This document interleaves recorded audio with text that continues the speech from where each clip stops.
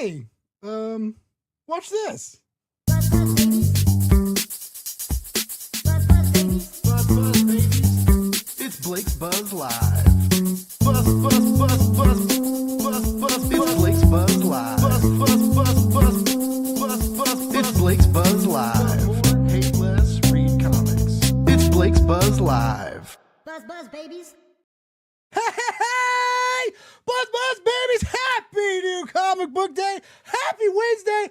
I missed all of you. Oh my goodness, I haven't streamed in 2 weeks. I feel like a stranger. I have no idea what's going on. I just miss it. It's weird when you do something all the time and you don't do it for a couple weeks, right? And then right? And then you have like a rough intro, and then you just don't, and you're just all discombobulated. But I'm glad to be here, and I'm glad. I don't know if anybody noticed, we're streaming a lot of new places tonight, because this is the first Blake's Buzz episode on the EXP streaming network.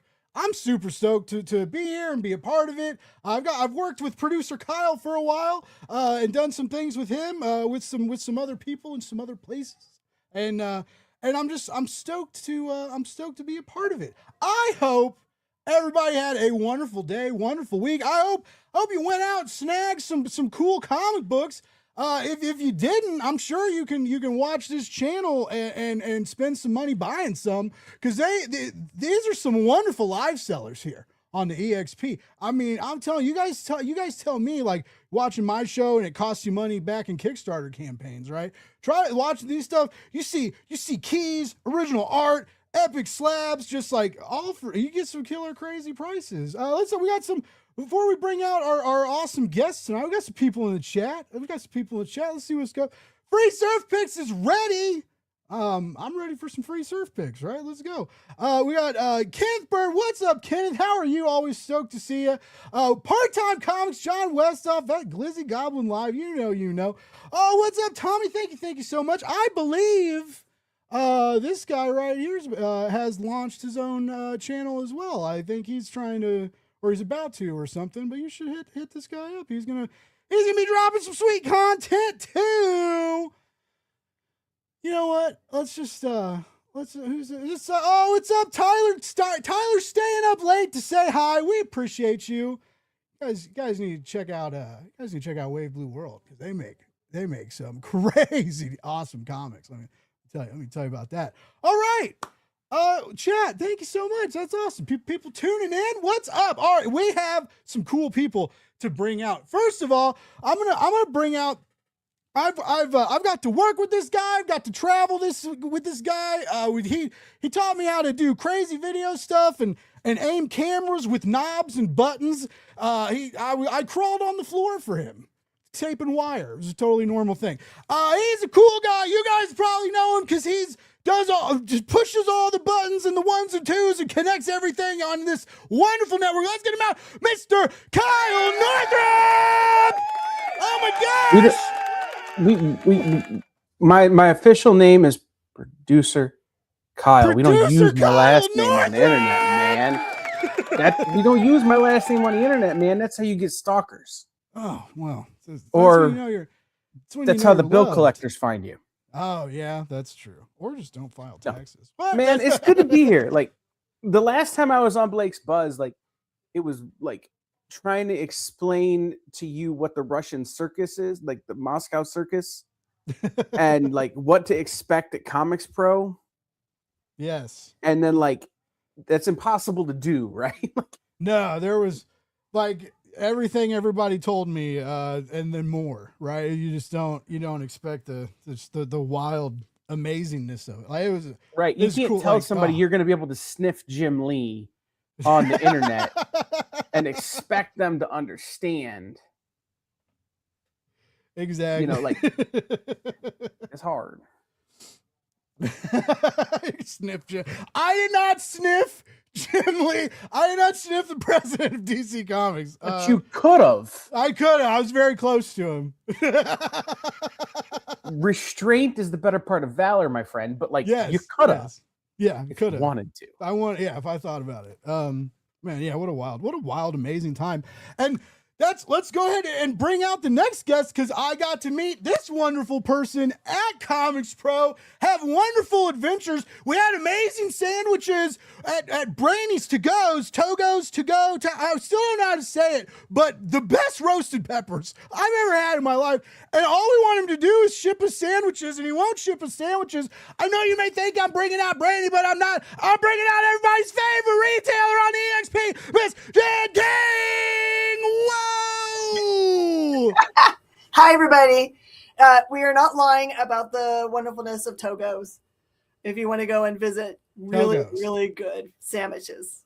Yeah. We ate some good At stuff. Togo's Chatsworth. That's right. It was what was that? It was a drive too. It was like a 45 Because minute people in drive California in the don't know how to rain. drive in the rain. Yeah. Like, it would have been a 20-minute drive if it hadn't been raining. Just saying. Blake, do you know the story about the year before at Comics Pro when the only flight I could get out of Dallas before it completely shut down the airport was all the way to Bakersfield? And Brainy drove to Bakersfield to pick me up. That's how you know who your ride or die is. Wow. So 40 minutes for a sandwich, nothing. nothing. No, it was worth it. I thought it was a pleasant drive with pleasant people having pleasant chats. A night before the crazy clusterness of it all, right? Ending with some good sandwiches and a good night's sleep and a big hotel room I had to myself. It was amazing. It was awesome experience. Speaking of awesome experiences, check out this segue. We got one more guest, and I love him. I love this man. I love him. He is just an absolutely rock star illustrator and storyteller. A while back, he did the Not Forgotten anthology. He draws amazing Ninja Turtles. If IDW would just let him draw some Ninja Turtles, I think it would be really, really cool. But he's not here to talk about Ninja Turtles, and he's not here to talk about an anthology. He's here to talk about a gorgeous new indie comic that you can only get at his eShop, and we're here to talk about tonight. I'm gonna bring. Are you guys ready? Are you guys ready for Matt Mother Buzzin' Harding? Whoa, baby! Yeah! How's it going? What's up, buddy? I'm good. I How am you good. been? And you guys have already touched upon some very personal topics. Do tell. Togo sandwiches. Oh, It was my very first job out of high school, and I was a manager. wow! Now, let me ask you, how long have you been going to Togo sandwiches for? I've only been the one time. One time. They used to have a sandwich called the Sicilian. Have you ever heard, pray tell, have you heard of the Sicilian sandwich? Tell us more. Pretty sure it's what I ate. I mean, it was Sicilian. It was pretty good. It was pretty good. But they got rid of it, discontinued. And that's the Okay, day I so quit. If you know the owner of the Togos, will they make it for you anyway? Is it like a I secret? mean, I think I could item? probably make it. It was like regular, like kind of like ragu tomato sauce, but like mixed with some like creamy stuff and then some chicken, Oh, not Yeah. what I was expecting. That sounds pleasant. I had the cheese steak. It's good. I had a cheese steak. Oh yeah. The pastrami's really good. I Man, still it's been regret a not getting the long time. meatball. Yeah. And I've Oh, been yeah, the campaigning meatball. for Brainy to mail me a meatball sub since Comics Pro. The meatball's the way to go. We don't have Togo where I'm at. Like, in this part of the world, they don't exist. So, like, it's one of those, hey, man, I need you to mail it to me. He's like, okay, I can put it on dry ice. I can put the ingredients on dry ice. No, I need it cooked. I'm not going to do that work. Like, it'll just go bad. I was there for about 2 years. I was at the Togo sandwiches, and look at me now. From sandwiches to rising comic book indie star. And what exactly do you do? You work at Oni. What do you do at Oni? I do, yeah. I do production. I work in the design and production. I mainly do like production and pre-press stuff. So like I touch up art and put it all together, make sure there's no, mistakes anywhere, and get it all ready for the printer is basically what I do. I'm the workforce, Nice. The Yeah, the hardcore workforce. yeah. You're staying up late, if someone is late with a deadline. What's the craziest thing that you found that was a mistake you had to fix? Geez, that's a good question. Okay, I'll tell you what it is, but I won't tell you what or who it was that did it, because That seems fair. that would get me in trouble. But I'll tell you that there is a creator who was turning their pages in because they were scanning the pages, but their scanner wasn't big enough, right? So they turned the pages in with the top part, and then the bottom part is like a different file. So we had to like stitch them together, which is pretty crazy. I wouldn't say it's necessarily a mistake, but it is definitely a lot more work than we're used to, I guess. But yeah, that's probably the most work I've had to do on a page is that kind of stuff. Dude. We don't want to. How many people spell Torma's name wrong? Problem. Torma? I mean, nobody. how many people he's spell like a Torma's celebrity. name wrong?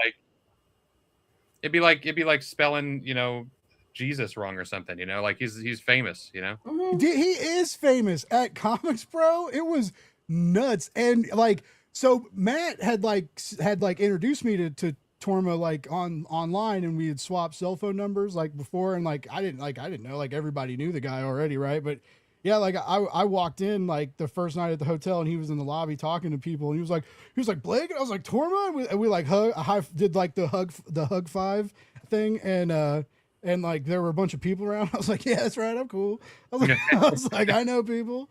Yeah, he's a super cool dude. He wore a cape one night at a party. I was like, oh yeah, that's loud, that's epic. Yeah. That's Torma. Little does Blake know that we have permanent graphics on the EXP with Torma's cell phone number. Oh really? That's fun. Yes. He gives away his cell phone number so frequently to save him from having to say it. I just made graphics. Nice. By the way, your guys' intro is freaking hard. I liked it. It was like epic. It is cool. I got to redo it because we got to add this Joker to it. I feel like mine needs an upgrade. Like the music and stuff is still good, but the graphics are can't like when Blake first learned to use Canva. Like I feel like I can make that.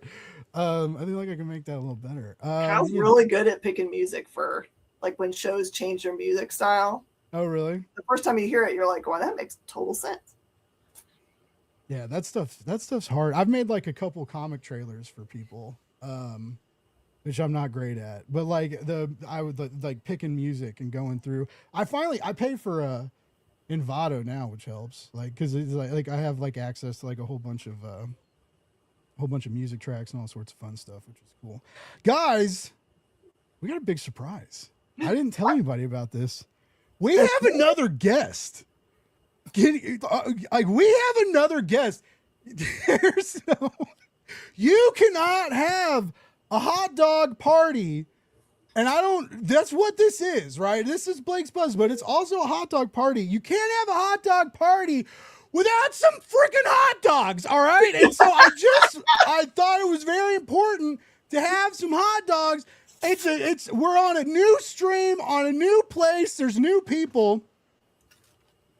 I got a loaf of bread. Does that count? It does if you put a hot dog in the middle of it. Mountain Dew. What flavor is that? That's the new dirty. Okay. This is the What? dirty Mountain Dew. Oh, Now- cream soda. What not? Wow. Okay, so I saw an ad for this, right? Cream soda is like one of my favorite things in the world. It's dirty Mountain Dew. I don't really drink Mountain Dew, but I'm like, you know what? I want to try this. So I go to the grocery store, and they didn't have like an option just to get a single one. I had to get like that big, like 2 foot long case of just dirty Dews, and that I'm just stuck with now. I mean, it's not great. I mean, it does the trick, I guess. It's okay. I got tricked into buying because it was like buy 3 get 3 free, so you had to pick some random flavors. I got like the ice cream soda root beer A&W. It's not great. Not great, really? Oh. No. Oh, A&W cream soda I is the had best that cream one. soda.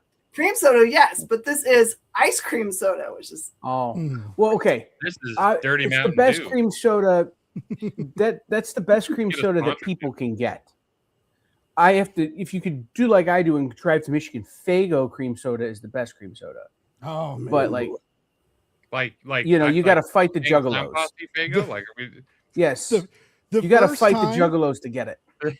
I know this is a PG-13 show, and this is okay. This is a PG-13 story. Yes. The first time I saw boobs in real life, I was not even in high school yet, and I was in line in an ICP to get autographs from ICP. When the Jekyll Brothers had come out, they were doing these, like, back when there were stores that just sold music a long time ago, and it was Music City or something. Anyways, I'm in line. There's like where all these people are crammed together. All these people, I'm soaked in Fago. All these people are spraying Fago all over everything. And some of these people started getting mad. They were like, "You spray Fago on me?" And I was like, "Well," I was like, "We're kids, right?" I'm like there with like my cousins and some school friends, like. And so, anyways, like there were some women, and like they started, like, the dude showed up and they were like flashing people, and then like some people started flashing, then more people started flashing, and like we were all just like, "What is happening?" So yeah, I was soaked in Fago, exposed to the darker corners of society, and then I stupidly had Jay and Violent J and Shaggy sign my freaking cargo shorts. I don't know why I didn't. And then like I put like nail polish over it so that like I could wash them and wear them, and I was like, "Yeah, I'm cool." And like that faded. It faded so bad. By the way, we got a nice comment about Kyle in the chat. Hydrosylum Comics says Kyle doesn't take anything lightly. He puts tons of effort into what he does. Thanks, Jay. I appreciate that. That's Jay. That's Jay. He's the best. Well, I got enough dirty Mountain Dew to start a pyramid scheme if anybody's interested. We bought a zero so we have a 12-pack of it. I haven't tried one yet though. Blake, just so you know, I'm going to text Violent J that story. Oh no, you are not. No. Yes, I mean, okay. Jamie and Paul from Twisted would also appreciate that story. Yes, they would. But I could text Jay right now, and he will have no idea what the hell I'm talking about. Which would be That's hysterical. amazing. Like, dude, this weird guy eating hot dogs on a live stream just told a story about you when he was a kid. Let's get him on the show right now. Yeah, can we get him on the show? Blake, is the hot dog hat, is that like a normal thing? No, it's AI. I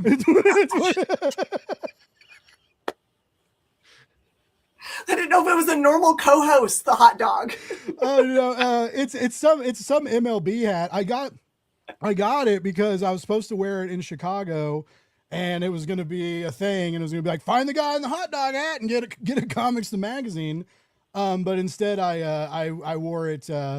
I went to Planet Comic-Con, and so many, like, not so many people, but for like a not super popular person, like more people than I thought were like, Blake, I saw the hot dog hat from over there. I was like, are you for real? This is crazy. So anyway, yeah, that's why I'm eating hot dogs on it. Branding is important. So is protein. It's true. There's an air fried We dog, had this- by the way. We had this Air fry. conversation on the show before this on the EXP about which gas station hot dog is the best. Uh-oh. And apparently, according to national surveys, it's 7-Eleven. But like 7-Eleven Is is that a closing gas like 750 stores. So it can't Oh. be true. I mean, I know that they have 7-Elevens with gas pumps, but I don't know if I necessarily consider 7-Eleven a gas station. Oh, Yeah. I would. Yeah? Yeah. Well, I mean, I have one down the street. So like ours in Kansas City are definitely gas stations. Although there are some, Matt, no. Okay. I get you now, because there are a couple that the gas pumps are branded differently than the 7-Eleven. So like the 7-Eleven is a convenience store and the gas is owned by another company, but you can still pay for the gas inside the 7-Eleven. It's very strange. 7-Eleven owns a company called Speedway. The convenience stores of Speedway. Anyway, and so then the Speedway handles the fueling. 7-Eleven handles the merchandising, which is why you can buy Funko Pops at Speedway gas stations now. But the other thing about it is that like they also handle the food. So you go to a Speedway, you're still getting a 7-Eleven glizzy. Oh. I like them. We call them, hot I don't know there. if they're universally titled, but they're the quarter pound big bite. So it's a good dog. So it's a pretty good dog. And then I really like the sloppy, the machine cheese that like it spits out the hot cheese. I don't know where the cheese comes from. I don't care. I don't think about it too long. And it's just like a little bit of cheese on the dog. I like to put the cheese on the bun first and then the dog over it so that if you eat it in the car, you don't get cheese all over your beard. Life hack. There you go. You learn something. Watching all you new EXP folks tuning in, you learn something every now and then watching Blake's Buzz. But they also, and this isn't a hot dog, but they had cheeseburger or like what they call them, like cheeseburger bites or something. But it looked like a turd. It did. It looked like a grayish turd, but it was a hamburger meat log with cheese in it, and you put it on a bun, and so it was. But I remember one time I was in line at 7-Eleven. I had 2 big bites, and I'm like, I also used to smoke cigarettes, right? So I'm like about to get cigarettes, and I don't smoke anymore. No one should smoke. It's gross. But like I'm about to get like 2 big bites and a Coke and stuff, and this dude behind me, and I hear him, and he's like, "You're gonna eat that?" And I turned around, and like he had like no teeth, like a greasy, dirty clothes, holes in the clothes, dirty, like a dirty old man, not in personality, but like physically like soiled older man. And I was like, what? Like, yeah, I am. I was like, what? I was like, please, and it was just, I was like, wow, and that was even before the lies about this. Each one takes like 7 minutes off your life or something, right? Like a hot dog and a cigarette do the same damage. Are you kidding me? I don't know. I went to a gas station this morning and got a breakfast flatbread pizza. So like, you just get a shop at a higher class 7-Eleven. Yeah, I haven't been, and I haven't been in a while. We got some the chat. Well, I have one. I have one to throw at you real quick though. If we're talking gas stations, but if we're talking classification, there has to be gas pumps there. Then clearly, Costco's the best, right? Costco always got gas pumps, and they always have hot dogs. $1.50 for a soda. You don't like the Costco hot dog? No, but you know what these are, Matt? Sam's Club exists, and they're the same basically. I will disagree with you there, Kyle, because this right here is a Costco hot dog. Regular size, sure, but not the big one that they serve. This is a regular hot dog. But here's what I'm saying: at $1.50, they're the same hot dog. I don't at that price. I don't really care what it's made of, what it tastes like. If I'm eating $1.50 hot dog, it's because I've spent all my money shopping at a big box store and like my cart's full of cases of Monster, or I maybe need it to replace a medication anyway. The real thing is which gas station has the best chocolate chip cookies, then it's Costco. They do have good, and they're huge. They're like hockey puck size. I mean, I get, you know what though, it's really not fair to classify Costco as a gas station because you could say they have the best everything. TVs. Which gas station has the best 100-inch plasma TV? Right. At which gas station can you go and buy literally everything you need to throw a Comic-Con? Yeah. Camping tents. Hey, I'm glad it's there. I'm glad we have it. But we have someone's. Well, first of all, there's a Sprecher cream soda, which I love. I love a good cream soda. I'm diabetic though, so I gotta pick and choose when I cheat. So like I'll cheat on a root beer, but I honestly, if I'm cheating, I'm going chocolate milk. I'm going full fat chocolate milk. I'm getting that. Oh God, that stuff will kill me one day. Well, yeah. If I'm cheating, I'm going full sugar juice.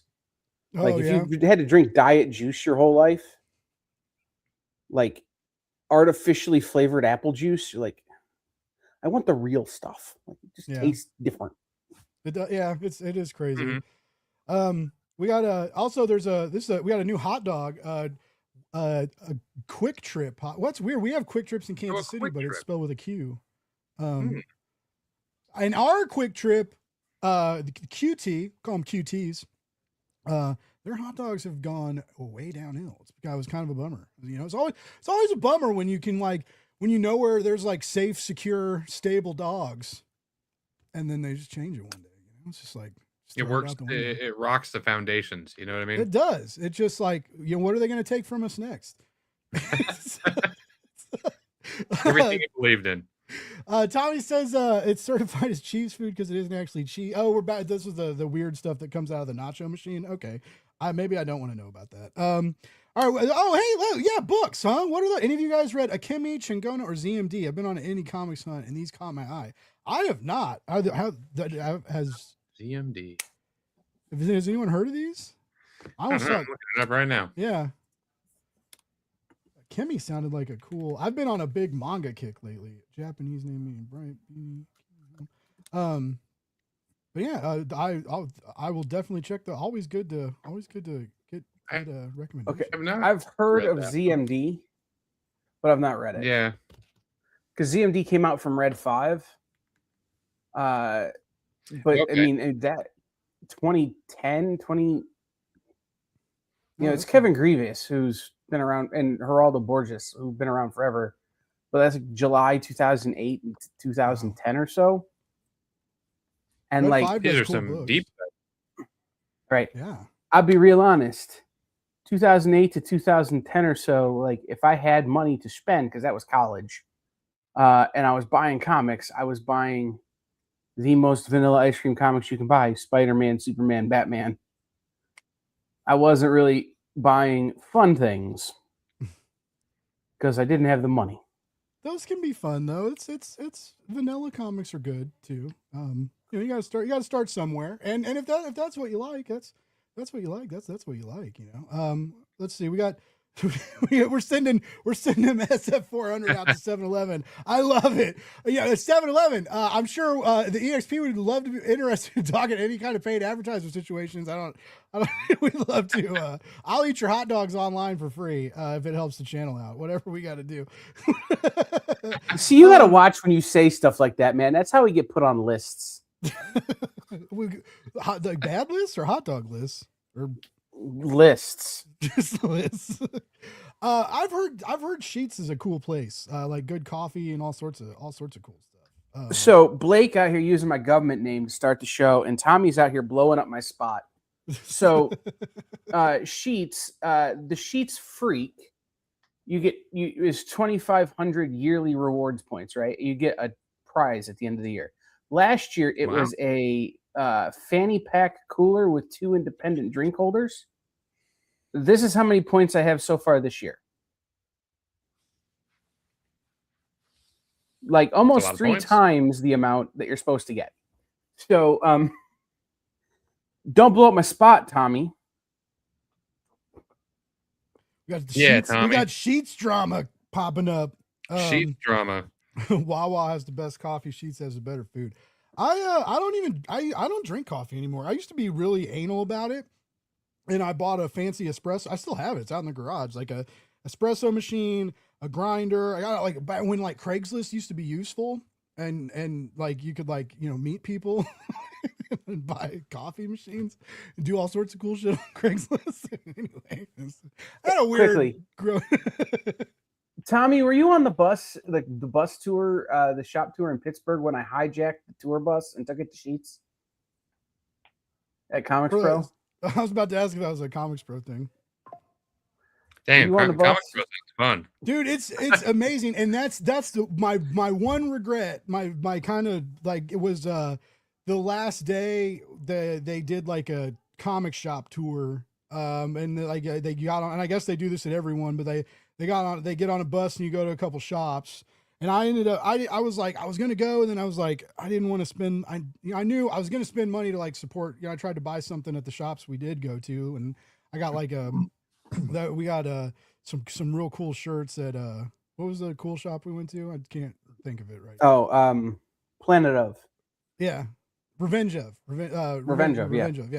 That was a crazy shop. No, but like don't sell yourself out. We were still tearing down when the bus left. Like that's true. We were still packing up. Working. Yeah. But yeah, that sounded like it would have been a cool deal. But yeah, Comics Pro is crazy, Matt. It's just like all your dreams kind of come true. Well, you're over here sniffing Jim Lee. That's what I hear. Yeah, like it was. I chased him. I kind of chased him down, and I like while chasing Jim Lee down, I like ran past David Mack. I was like, "Oh, what's up, David Mack?" He was like, "Hey," and I was like, "Yeah." It was just, I don't know, it was crazy. Dreams. Yeah, Matt, you gotta get Torma and Hunter to bring you out, man. Yeah, Yeah, dude. I'd love to go to Comics Pro. It's a fun time. Yeah. Breaking news: Matt wants to go to Comics Pro on your show. Yeah, it was Big Oni Secrets head breaking live on Blake's Buzz. Please take him to Comics Pro. I'll be honest, I taking know. Blake to Comics Pro was kind of like taking a kid to Santa's workshop. I bet, yeah. You had to remind him not to put his hands on things, but like the excitement was real. Like it's that moment in A Christmas Story where Ralphie gets the Red Ryder BB gun and you know he's going to shoot his eye out, but the excitement is that was Blake, except you knew Blake was going to like maul a comic creator and then feel bad about it. Is that what you did, Blake? And Mm-hmm. I'll be honest, the best part of the show for me, was watching him like do the show. Because like, okay, I'm jaded, right? I've been in this business a long time. I've been doing this a minute. Like, I don't care about Todd McFarlane. I just don't. Like, I've got 30 McFarlane autographs. I don't give a crap. But to see Blake get excited about, oh my God, it's Todd McFarlane, or oh my God, it's Jim Lee, or oh my God, Rob Liefeld sitting right there. Like, that was cool. I like, asked to take a selfie with Rob. I remember I was like, there was like, he was there early. There was like no one around. I was like, screw it. No, and I was like, Rob, hey man, you're an icon, dude. Can I get a selfie with you? He was like, oh yeah, come here, let's do it. And I was like, cool. Like, right. He was like really nice in person. Like, right. The only person I got even surprised me. remotely starstruck for was David Desmelchin. That was cool. Oh, that was cool. He did. And he let me do Right. he let me do like a 2-minute interview with him, and they were giving out like we got like signed. Okay, Matt, here's what I didn't know was like all this stuff you get. Like it's just like that's right. I got to ship Blake his stuff. But we like Matt Kent was there, and so like they were like pushing their new Oni book, and they had these like very large, like 11 by 17, nice printed like poster things, and they hand signed them, and I totally wrecked an Oni roundtable because I was working for the magazine at the time, and they were after I did the roundtable and we were switching, I was like, man, Matt, I was like, I don't know if you remember, but like I interviewed you a while back and and I was like, I'm working with on this mag, and he was like, oh, cool. He's like, I've heard about that. I was like, oh, you want a copy? And he was like, can you give me? I was like, I can get him, Matt. I was like, yeah, I can get you a copy. And so like, I went back to like the hotel room, and they brought back, they gave me like a sleeve of like 12 of these things to like give away. So like I had them, I like went back, and like the Oni guys were like super cool too. They were like, oh, we'll take a picture. And Matt was like holding up the magazine. And then I chased down Jim Lee and gave Jim Lee a magazine. And so like I gave some fairly influential people copies of a magazine, and I invented what I'm calling aggressive guerrilla marketing. And so right, when you have to remind Blake that it's cool to give him the magazine, it's not cool to do so through Frank Miller, like physically through Frank Miller's head, like that, But that's the thing. Like, I was very close to Frank Miller, Matt. I was like, he like walked right by me. But that's the thing, right? Like, again, these are stories like they're maybe a little embarrassing, but it's the joy of comics that, like, again, when you've been doing this a minute, you love comics. Otherwise, you go do something where you actually make money. But like, right? you kind of get over it, right? Like you kind of, all right, Jim Lee's here again. He was here last year. I don't ever get over that.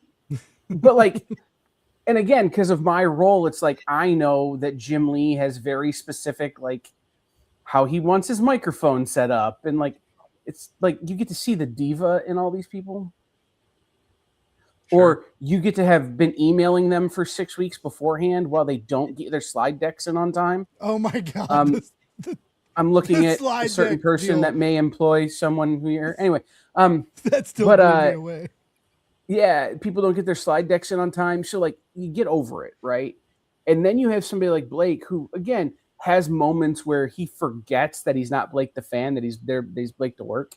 And you get this glint in their eye and this smile on their face. You're like, oh yeah, I remember when I was like that. I miss that. That's great. Like, and it makes you feel happy. Can you believe in Christmas? I heard again? that from a couple, like even Tommy says, like, he's like everybody mentioned this. They're like, dude, I was just watching Blake freak out the whole time, and it was just crazy because it was like, and they started dropping all this news like.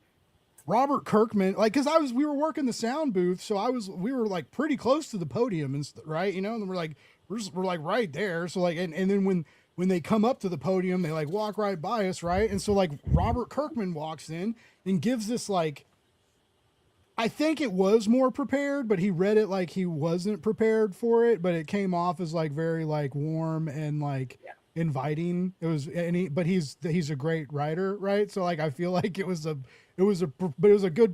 cool. And he talked about like animation and comics and this new pipeline that's about to start. And it's just like it was crazy, you know. And we're hearing this stuff like I'm hearing this before the big press channels. I'm hearing this before everybody, right? Like Bleeding Cool is in the live stream chat. Watching this live, like that, you know, like they're like the only ones who are kind of seeing this like when we are. And there was one time where we had to mute and kill the stream because one of the deals said it wasn't for like public consumption yet. And so like, dude, it was just crazy. There's that phrase when people talk about like, you know, being in the room, you know, like when you're in the room, you deserve to be, even if you think you're in the room by accident, like you deserve to be here. And I ended up being in like a lot of situations like that felt like I was like in the room. I was part of something, and I've had some cool jobs and been a part of some cool stuff. Like I'm trying, Jen, and like You're just so good.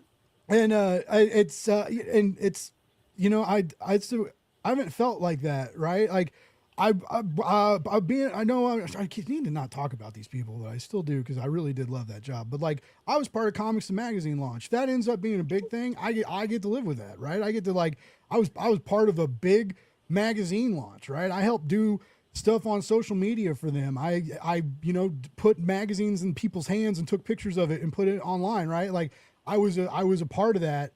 You know, whether or not I'm a part of it now, but I was still, you know, and so like. But even then, like Comics Pro, it was just something else. It was just a totally different animal.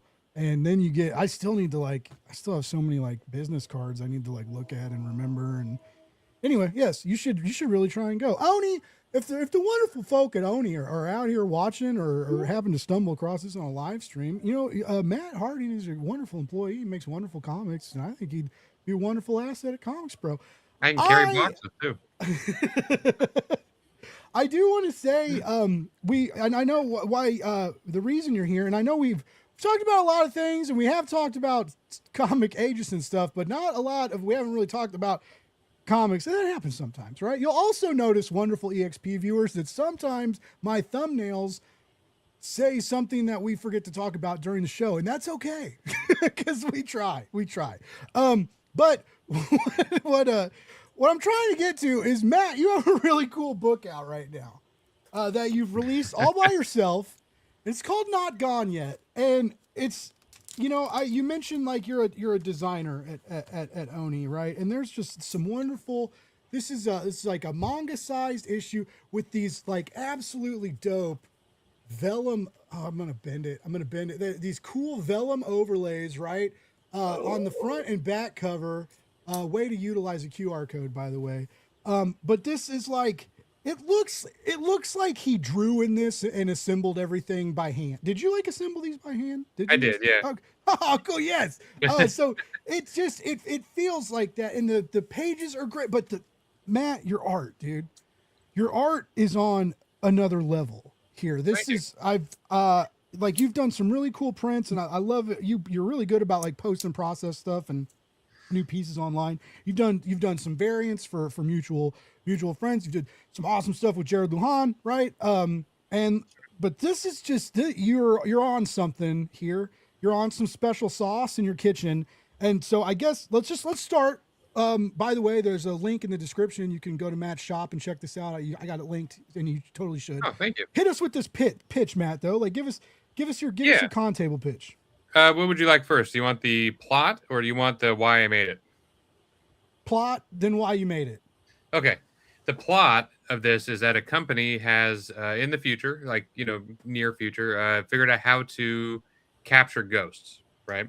And they capture them all behind this dome that they have that's over the old part of this city, and basically charge you to, do you want to see your grandpa? $100 for 5 minutes, right? And you can go to the glass of this thing and see the ghost of your grandfather or whatever, right? So they've monetized death. And the premise is that this twin sister loses her twin and is going into this ghost city to find her and get her out, because it's kind of like a ghost prison. So that's the pitch of it.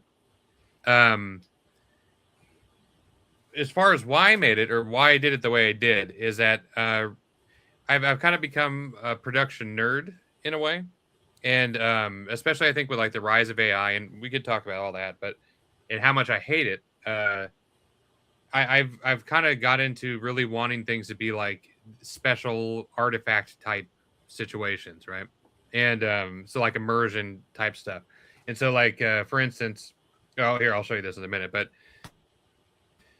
so for instance with this is I wanted to be, I was very inspired by like Akira and stuff like that. And so I wanted to make something that really you could only do it if you do it yourself at home, like I would not be able to get a printer to do this unless I paid them a lot of money to do this. And so like I gave it like the vellum cover to kind of be kind of ghosty, kind of like a cyberpunky type stuff going on. And then the inside is the closest thing that you could find to actual like manga paper. And because manga paper is actually like specifically made in Japan for manga, and you'd have to ship it from there. So I actually went out and brought in help on this too, to try to figure out what the closest thing I could find to like that soft off-white thickness of paper that would also be archival. And so that's what's the interiors is all that. And there's 40 pages of interiors in there. And then like a really good cardstock that could hold color really well. So like you got this like kind of mural type painting behind it. And yeah. And so like I just wanted to make something that was like, I mean, it takes like about, I have to actually make it. Oh, and also, I don't want to forget this part of it. In the back, I interviewed this guy who I met through one of the jobs I did named Mitch Horowitz. He's a parapsychologist, and he's actually kind of famous. He's on like Shudder all the time being interviewed and documentaries and stuff. And so there's this envelope in the back with his picture on it. And then if you open that up, there's an interview on a different kind of paper that's more like kind of in between cardstock and like printer paper. So that's kind of thicker. But he actually answers some really cool. Look at these essays that he basically put in here about some mind-blowing theories and stuff on the afterlife, And so every issue of this is going to have that in it. Not his specifically, but, a different person that I interview. But yeah, I wanted to have like a thing. And so like I actually have to print every single one of those things out. I have to tape things together. I have to, cut things and staple things and do all kinds of little things to it, to make the actual book. And so, yeah, I mean, it's a limited thing that I'm going to have out. Each issue, I'm probably only going to do like 100 copies. And then my plan is that once it's all done, right now the plan is 6 issues, and then I'll pitch that out as like a book, somewhere. So I was curious because you're no stranger to crowdfunding. I'm not. But I guess now this is why you kind of took production into your own hands. Well, I mean, you still could have crowdfunded. What was the reason not to crowdfund these limited handcrafted issues? Main reason number one, Blake, is I live in an apartment, and I've done some crowdfunding, and I have boxes. Let me tell you, I have boxes, And I kind of wanted to do a thing. I wanted to make my business, or like my art business, kind of like a self-sustaining, print as you go type situation. So like I bought like some good home printers, stuff like that, so that I could print out really nice prints, like really nice prints, but I don't have to have a huge stock of them. I don't have to go buy 100 of them. I could just, someone orders something, I print it out. Someone orders one of these comics, I just print it out, right there and then, and I don't have to sit on 10 boxes of comics. I just felt like it'd be kind of cool to be more order to print kind of thing, print to order kind of thing. Well, and it's that whole bespoke concept, right? Like each one of these is handmade, each one of these is one off. It's not, it isn't mass produced. It isn't. And I'll be honest, like I'm one of those people that, like, despite not having a man bun, will pay extra for something to be bespoke. Just because I know how hard people work.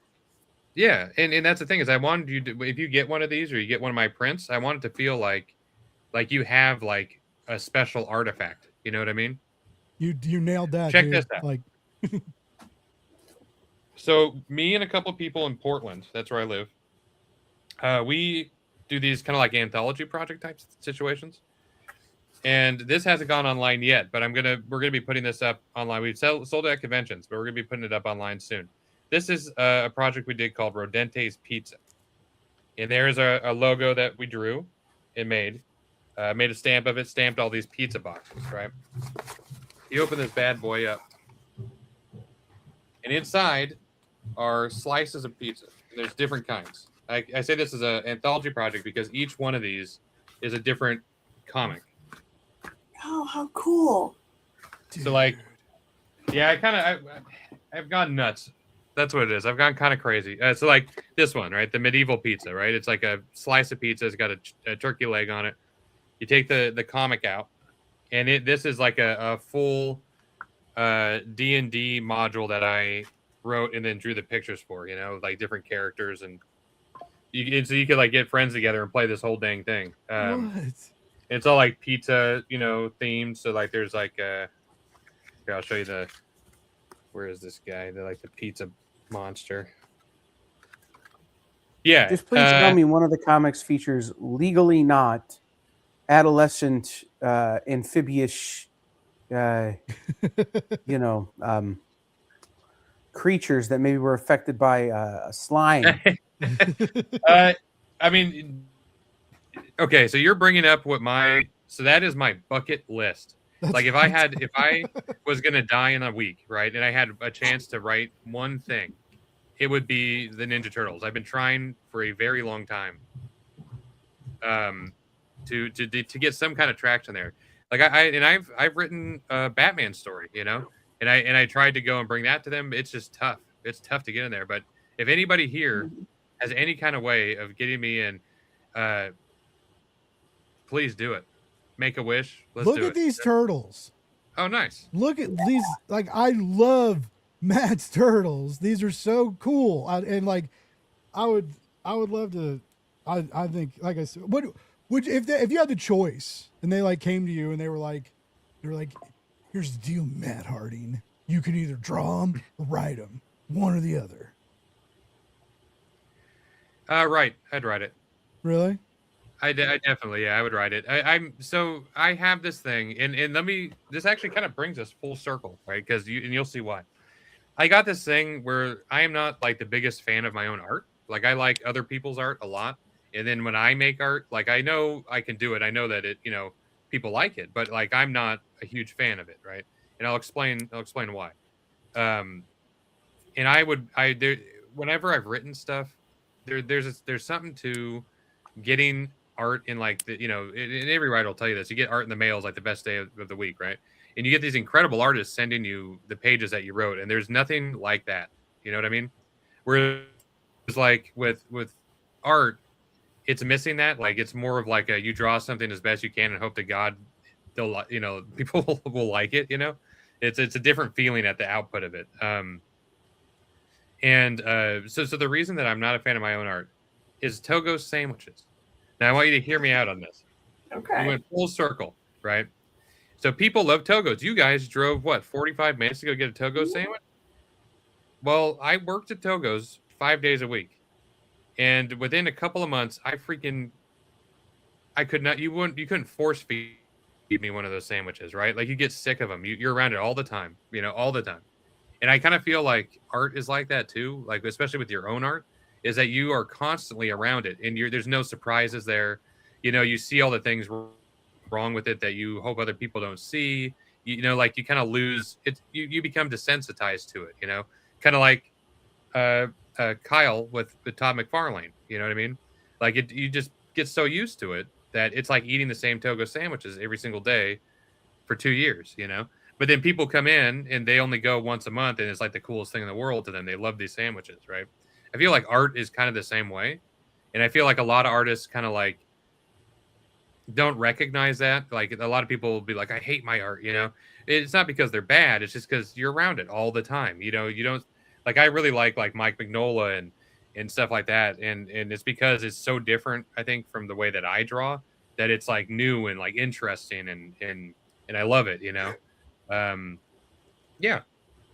So that's Can I speak some truth into your life? Sure. That pizza project, the box with the awesome anthology stuff in it, you need to get that nominated for the Eisners for the design category. Having been a former judge of that wonderful Can I actually do that contest, that needs to be submitted. Oh, is it? All right. Yeah, I'll do it. I mean, anything. No, I'm not going to apply for it. Hell yeah, I do that.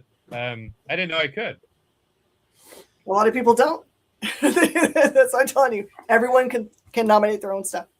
Oh wow, okay. You just fill it out. You submit it just like anything else. And then what you do is, because this year's deadline is they all had to be submitted already, but that needs to go on. Like, dude, you would make a killing on Kickstarter. I know there'd be a hefty production cost with that too, but I don't know. Yeah. I think that would be worth it. And I'm just gonna this. I hope this camera picks it up. It's supposed to do this. It's supposed to have good auto product, but like it does. Look at it. Like Matt sent me this Lobo card, and I just love the way his even his like quick sketches he puts a lot of time into. But dude, I've loved your art for so long, and it's just like I said, this. So I'm doing one of those for every single person, and I didn't tell them this either. But anybody, this is the first time I've like announced it. But anybody who buys the Not Gone Yet book, I do a little sketch card for them. Oh, I thought I was special. You are special. You got the coolest one. I was like, Matt did this just for me. I did do it just for you. So like I picked out the character, I thought you would like it. I was like, who would Blake like, Yeah, nice. That's what I did. No, I'm just that's another reason to pick the egg. It's an amazing emotional book. The art is mind-blowing. The whole deal with the back pocket and the pull out the pull out essays and stuff, where like when I pitch stuff in Kickstarter meetings sometimes, right? Like it always, that's going to cost a lot of money. Like, right. Like we're just recently, like we're doing this hollow foil, or it's like a spot glossed foil background deal. Right. And they're like, dude, they're like 19, like if we don't need that many of them. Right. But like, unless you're ordering more than like 100 something or 200, they're like $19 a piece. Like metal covers are cheaper than fancy foil covers right now. It's very strange. Sure. But anyway, where are you getting the inspiration for these design risks, and how do you like pitch it to like whether it's for work or a client or yourself, right? And like how do you decide what the cost is? Like yep, we got to do this. I don't care what it costs. This is too cool. Like, because how do you know when to take the risk and when not to, is what I'm asking. Well, part of the thing about printing them to order lets me take that risk, right? Because, like I'm not buying 700 of them, you know what I mean? Like right off the bat. I mean, maybe one day, hopefully, but like, it lets me make one and see how it goes. How expensive is it? That kind of thing. So it allows me to be riskier and allows me to kind of play with it a little bit more, so we made this one and then we made another project after it, which was like a newspaper. It was all about the end of the world and it was like fake articles and stuff. And for that, I printed all these newsprint things out on this printer. For whoever asked, I saw somebody asked what printer I use. I have an Epson EcoTank. It's an ET8550, and this thing is the coolest thing So you're printing them at home. I'm printing them at home. Yeah, I can print them out right now while we're having this conversation, if you want. I mean, but that's the deal, right? Like, I don't want to have to go. I've been doing this for so long that, like, ordering a print, like one of these, right? I have this one I did a cable. I ordered like 50 of these just to bring to conventions. I sell maybe 2 at a convention. I thought it would be a bigger deal because I love cable, but like the turtles go flying off the freaking shelf, right? But so I'm sitting on a bunch of these. I'm just sitting on them. If I have a printer at home, I could do these really high quality prints, and I could do one of them, 2 of them. I could make them as people order them. It just I don't know. It makes it. I feel like I've skipped past a lot of middlemen. You know what I mean? And it just makes it a lot. Yeah. I don't know. Dude, I like I've it. I like been doing in, it. I like knowing the papers and the. You know what I mean? Yeah, that's sick. I've been in a lot of production meetings in the last year. Okay, like a lot, and all the printers that I've talked to, that clients talk to, that my bosses talk to, everything is going to print on demand. That's like that's like the bird's eye in the sky for every printer, right? Cheaper printing and low cost, low quantity printing. Whether it's a hardcover or over magazines, whatever, like the on demand printing is like the next wave.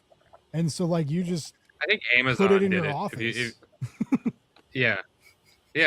I mean, why not? And in some of the people that I've met doing conventions, they have like basically print shops. Like there's one guy, Justin Orr, who he does Just Scope. If you ever go like buy his stuff, his justscope.com, JUSSCOPE.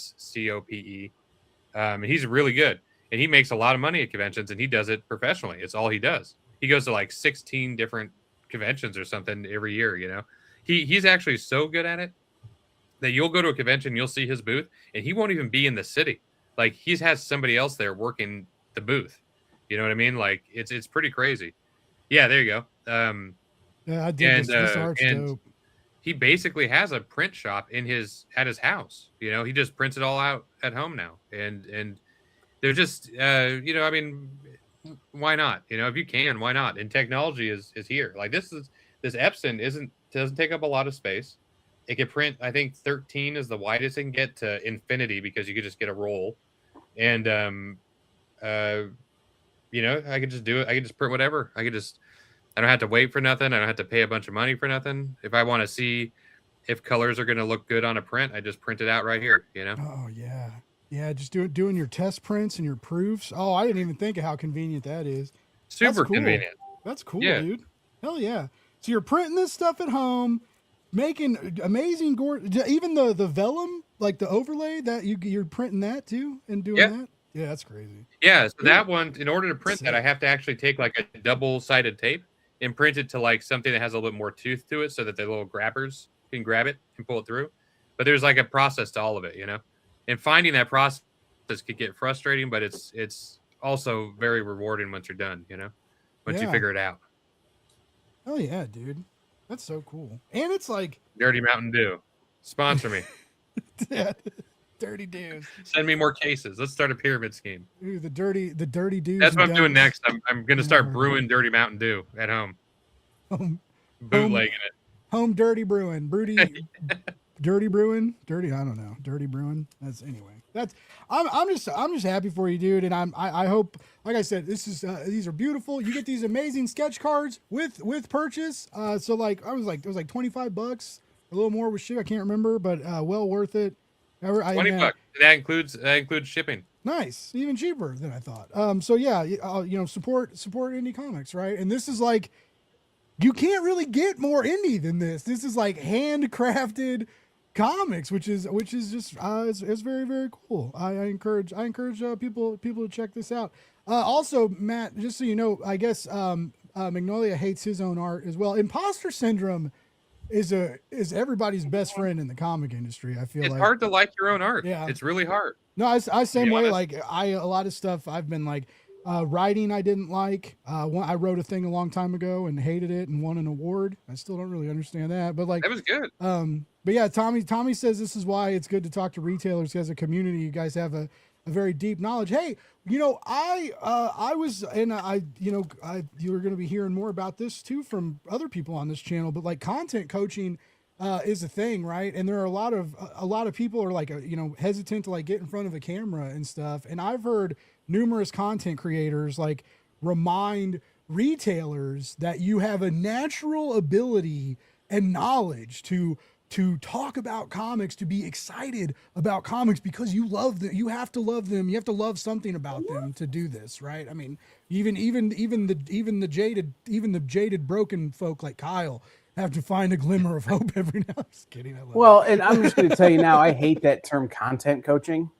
I really do. Well, because that's what I do. It's what I've been doing since 2020 when I closed my shop, right? Like my shop closed because of COVID, and I went back to what I had done before I was a full-time retailer, which was broadcasting.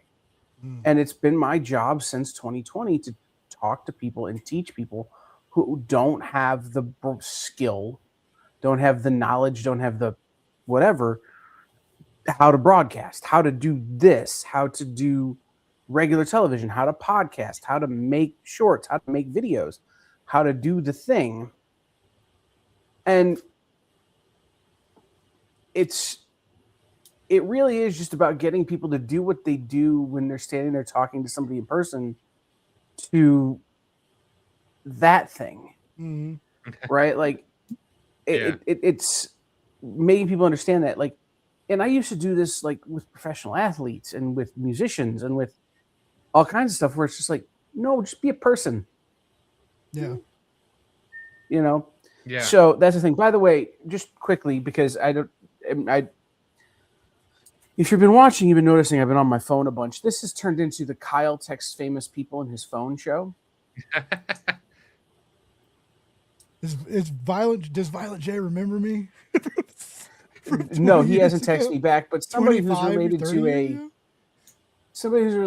a radically radioactive Ronin ragdoll type project maybe is texting me. I know back who it about is. the I know who it is. So, it's one of those, like, you text your friends and be like, hey, I know a guy that you should maybe talk to about a thing. It's I was on my it's phone If you know anybody, I trying need to to talk find to the about a Ninja link Turtle. so I can buy Matt's books. And if you know anybody who I should talk to about a Ninja Turtle thing, you just let me know. You just let me know. I'd love to, man. So like I've got to work on a lot of cool projects in my time. I got to work with Stan Lee, which was crazy. I did like a motion comic that I did all the artwork for it that he actually did the voiceover for and did like the acting. And it was only in England, which is crazy. So you can't really get it here, but like I've got to do a lot of cool stuff. I got to work on Batman. I've got to work on Gwar. I've got to work on with Cheech and Chong on stuff. Like it's kind of crazy, life, But the one thing that I haven't been able to do that's at the top of that mountain, Mount Everest, is Ninja Turtles. Okay, what if I know a guy who owns a Togo sandwich shop who is in need of Turtles art? I do some Ninja Turtle Togo sandwich art. Some Togo turtle art. Heck yeah. Wow. Miss Jen is going to put 2 and 2 together any second to the other person I'm texting. I know what's going on. I don't. I have no idea what's going on. That's that's you know what else I didn't know? I didn't know if I could eat 4 hot dogs on a live stream, and I You think I can. How many hot dogs did you just have? Like a bucket of hot dogs right there? How many hot I dogs? had 4. I made 4? 4. Okay. I hope the bit paid off. You're gonna be feeling it. You're gonna be feeling it. But you know what? I want to just say that you are absolutely right about Blake. Like when I think of what the good part of the comic spirit personified would be, I think Blake would kind of be that person. Yeah. Mm-hmm. Well, that's That excitement's actual, genuine Blake 24/7. yeah. That was Having spent a whole weekend with him. I was very And loud. when Blake's going through stuff, when you're going through stuff, like that stuff I've been through, you know, like I know what it's like. And so like when I see you going through stuff, it's like that stuff personified. Like I understand like what it's like to be on, you know, in that position that you're in. And like in it me personally, like sometimes I'll even be going through it. You probably don't even know this, but I'll be going through stuff like that while you are also. And I'll be seeing you talking about it online while I'm being silent, you know, and seeing you kind of like persevere through it, like it actually does mean like a lot, you know. And I'm sure that it's like that for a lot of different people, you know, seeing you kind of rise over things and overcome things and continue to be a person who's really excited about, you know, seeing Jim Lee and seeing these people, you know, and be that into it and eating 4 hot dogs on the damn live stream or whatever, just, you know, because, you know, you're happy like that. It means a lot, man, you know? And even if people don't tell you this, like it does. To You want pile to see on to Blake Matt freak again, out? See him get Sadie to Monster's actual business card. That's when you see Blake really freak out. But no, like to pile on what Matt's saying, like this business is so small. There aren't this is a really tiny fraternity of people. And the universality of the human experience when you go through stuff or when you're experiencing things, like we all go through it with the guise of we have to pretend like we want to talk about Superman when all we really want to do is like go sit in a corner and watch our comfort TV show, right? Or we all have to make art or make content or make whatever we make when we don't feel like we have that energy anymore, right? Like when our batteries are drained. And so the idea of, again, like watching Blake, and again, I know a lot of what Blake has been going through. We talk a lot, and it's this idea of, yeah, man, but like just keep cheerleading. Like I get it, but have that energy, have that momentum, keep that momentum rolling, because in the end, it's what's going to bring you back. Yeah. If you let that momentum stop, you never recover. Yeah. No, that's true. Everybody in the chat, everybody on the show, everybody everywhere, like especially in this business, knows that feeling. So yeah.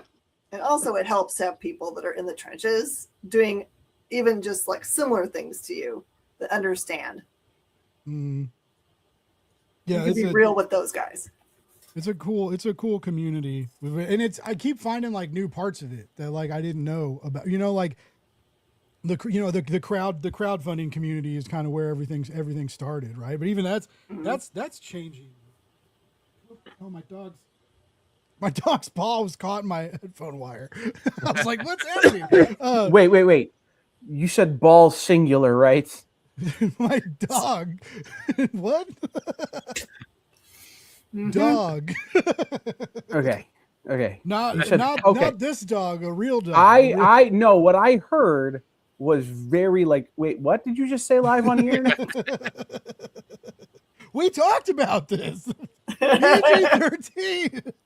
By the way, Tommy says that the hot dog bit will pay off in a couple hours.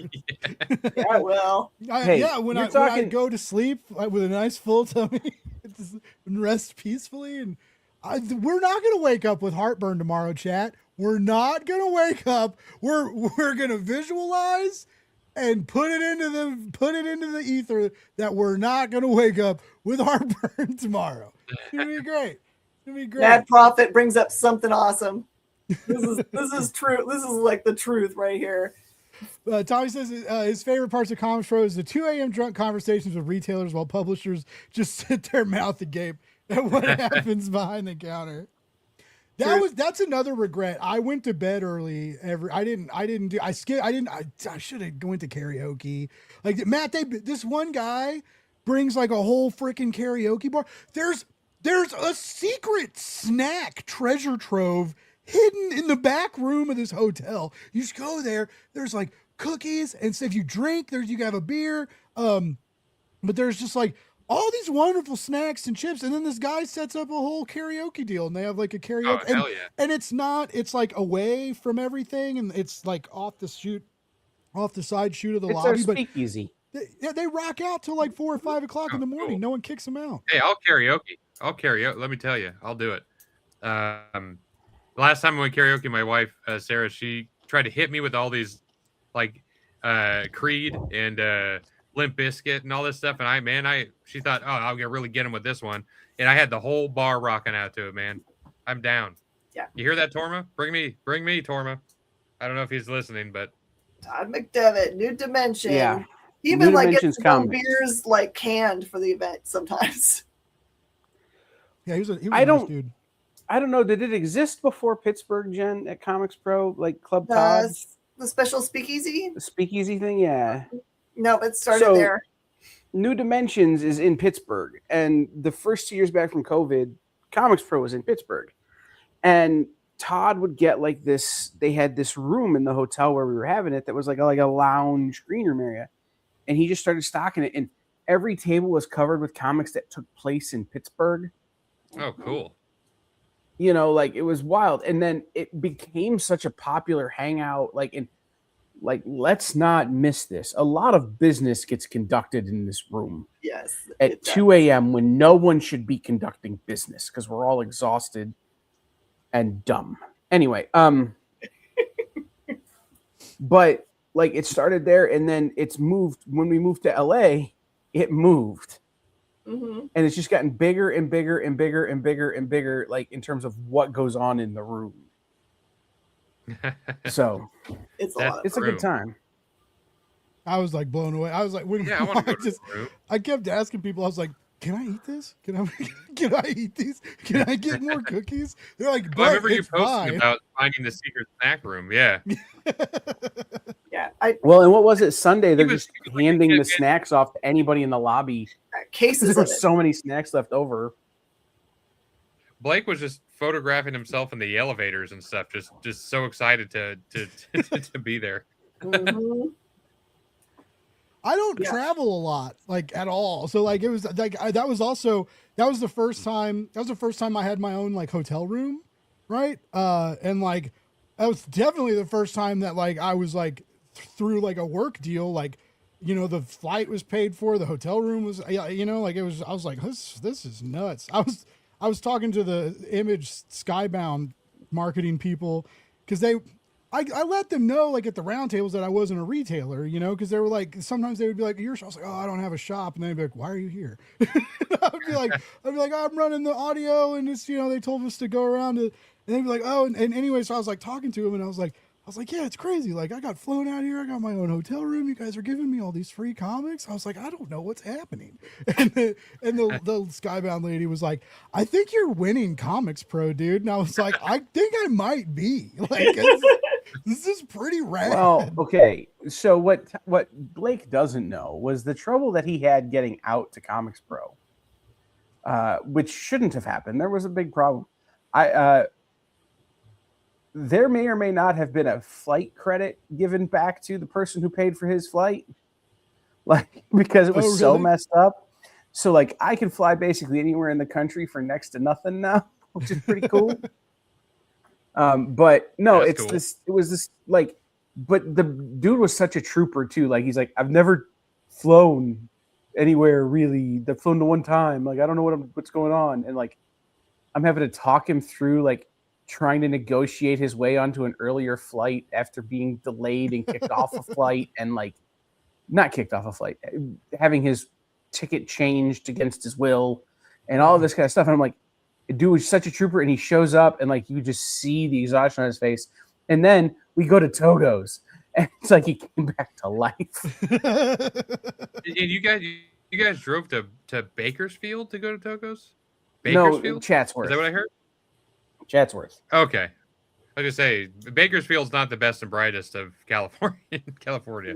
No shade to Bakersfield, but a little bit maybe. I've been there a bunch. It's an interesting place. I'll say Onion farms, basically. Bakers. But no, yeah, no, we went to Chatsworth to the Togo's, but then it's like he came back to life, And the next day, like, we're busting our humps, getting set up, like, you know, crawling on the ground, taping stuff down. And Blake leaves to go to Bob's Big Boy with some people. And it's like, to hear Blake talk about Bob's Big Boy, like, or the meeting that was the Bob's Big Boy, like, that was when I knew that this week was going to be different than every previous Comics Pro for me. Yeah. So, but hey, you know, I've been in this chair for 10 and a half hours. Dang. So I am going to thank Blake for being here. Thank you for joining the EXP. If you get a chance, there's a video in the media assets tab, Blake, called Untitled. Play that, because EXP has its first ever exclusive, and that's like the little promotion for it. Oh, okay. Oh, wow. And thank you for having me. Thank you for joining the EXP. I look forward to working with you a lot more. I'm going to go fall this direction into something soft. So we'll talk later, everybody. Thanks for having me. Yeah. Thanks, Kyle. Appreciate it. Well, cool. On that, I know we need to start wrapping up. I say we need to start, and then I'm going to talk for another 40 minutes. So new viewers, this is how Blake's Buzz works. The Blake's Buzz tight hour is, you know what's happened is I'm turning into my freaking father, because my dad, a Jim Morgan 5-minute job. Like if you ever meet my father and he comes up to you, he's like, "Will you help me for 5 minutes?" Run away, because that's going to turn into an all-day thing. A 5-minute Jim Morgan job is an all-day endeavor, and a Blake Morgan tight hour live stream is the same. It's turning into the same thing. I'm definitely my father's son. But Jen, I do want to talk about, because obviously the people familiar with the EXP who are tuning in now know what this is. But you know, for my audience, and I've talked to them a little bit, and I've talked to people about Comics Pro and what Kyle does, and but like, you know, you're a big central part of the EXP. So like, if you were going to pitch the EXP to like new people, being like, what is this? What is this, Miss Jen? It's kind of born out of many comics pros of sitting around and hearing retailers, local comic shops all around the country saying, man, if there was like streamed content that I could share in my store that just like told everyone what was going to be on FOC, or a show that did like really spoiler-free reviews for the comic books that were coming out this week, so I can get my customers excited. But that stuff doesn't exist. So I heard this for years and years and years, and I'm like, well, I kept on hearing other people say they were going to do it, right? And you start doing this, and you're like, but when? So eventually you just say, oh, I guess I'm that person, right? It's not that, it's me. All right. So it was really kind of like it's just a big, I love comic books. Who else do I know that loves comic books and will do this with me? And it does cost money to make, but we're working through all of that fun stuff. But it's just. Did I see that? Did I see that Henri is on your is on the station? Henri's on. We've got a local comic shop in Tennessee that's been with us since the beginning. We've had people come and join and move on because life is busy, and sometimes you think you can add something to your life and it doesn't. Can't be added permanently. So yeah, we're here for helping out as much as we can. Like, we've had comic industry insiders. Comics Unlimited is the shop out in Tennessee. It's someone that's been in the industry for so long and has so much knowledge. I love when Nancy does, like, she'll have like full stop in her show. She'll be like, I'm gonna bring out a picture and show you something that happened a long time ago and tell you the story about it. So it's just like comics history in the middle of her show. And then I love raising up voices, like, you know, make sure that independent voices are heard about for what projects they're working on. And, you know, like big projects. I just wanted to have a place where it was very simple to go be like, I want to find something to like inform my customers about what's going on and how they can stay, like attached to the industry. And the other thing, the opposite part of that is that I know there are people out there that may not have a close comic community. Like there's people that, believe it or not, that like the closest comic book store to them is like 5 hours. So they don't get to go and like hang out around the register and say, oh, did you read that comic book last week? So I wanted to be that for people also, to be a place where they feel comfortable hanging out and chit-chatting about whatever nerdy thing they want to talk about. I mean, half the time on shows, we end up showing each other pictures of our dogs and cats. It's just community. It's a community, yeah. I mean, so I live on the West Coast, and there's always been a strong community everywhere here, and it's part of the reason why I'm so into it. But I took a road trip this last summer, and I had never been like inland, really, Yeah. And I took a road trip with my dad and my little brother out to South Dakota. And you might ask why, and I'll tell you. My grandma had been born there, and she had passed about 12 years ago, and we have her ashes. And for 12 years, we're like, we're going to take this road trip to go bring it to where she was born in Webster, South Dakota, and just never did. And finally this year, I was like, we're going this year. This is when it's happening. So we did it. And there are no bookstores, let alone comic book stores. Like there is nothing out there except for corn and like bikers, and that's it, right? Like that's all there is.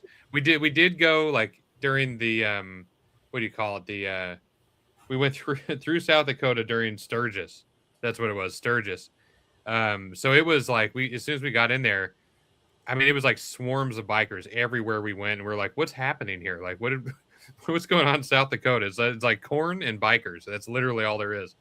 And but yeah, no comic book stores anywhere. I asked everywhere I went. I was like, is there a comic book store here?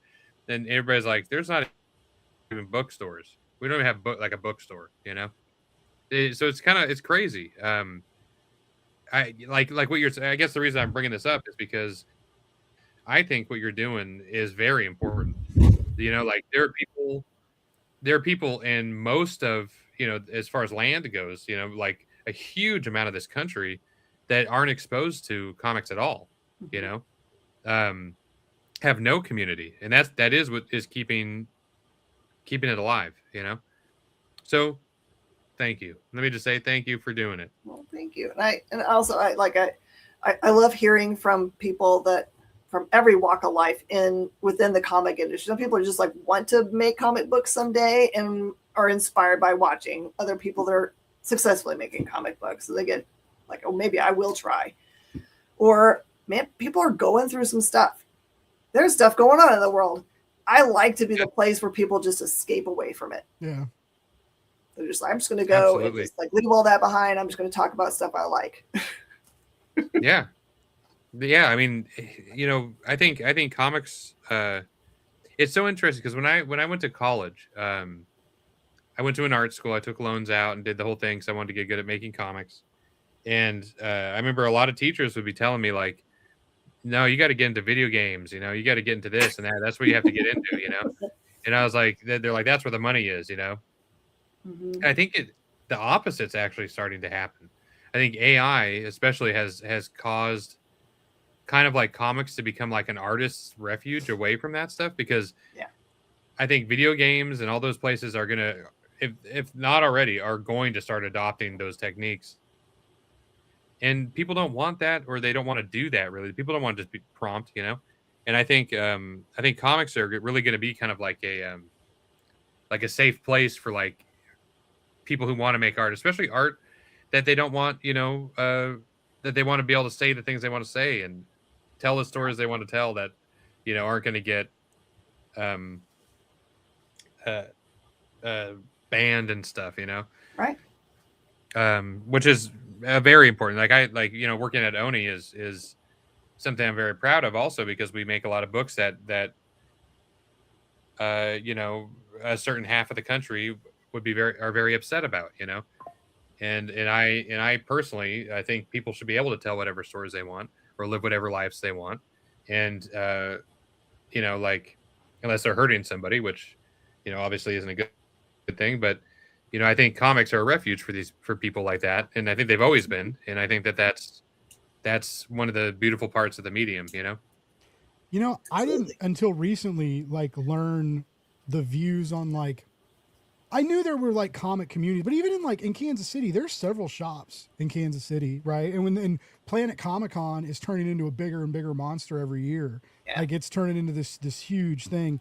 And so I know there's I want to do more locally. I'd love to start connecting more with shops and more local people.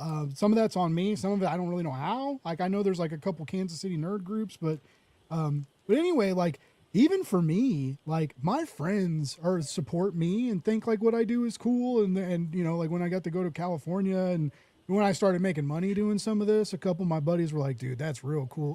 Cause it this podcast thing kind of turned into something totally different. Right. And, but the online community for me is huge. And it's this community particularly has helped my family. Right. It's helped my dog. The community helped my dog buy a wheelchair. Right. And then and then we found out, she had cancer and stuff, and that's why her back legs weren't working. But, at first we thought she was just old and needed a wheelchair. But anyways, the community has showed up for me. And I know I've done a lot for the community, and when I can, I try real hard to to do a Kickstarter campaign or do a GoFundMe, when, especially now, cause so many people need the medical GoFundMe in our industry is getting so common. But yeah, anyway, it's just been huge for me. But even then, sometimes this show feels lonely.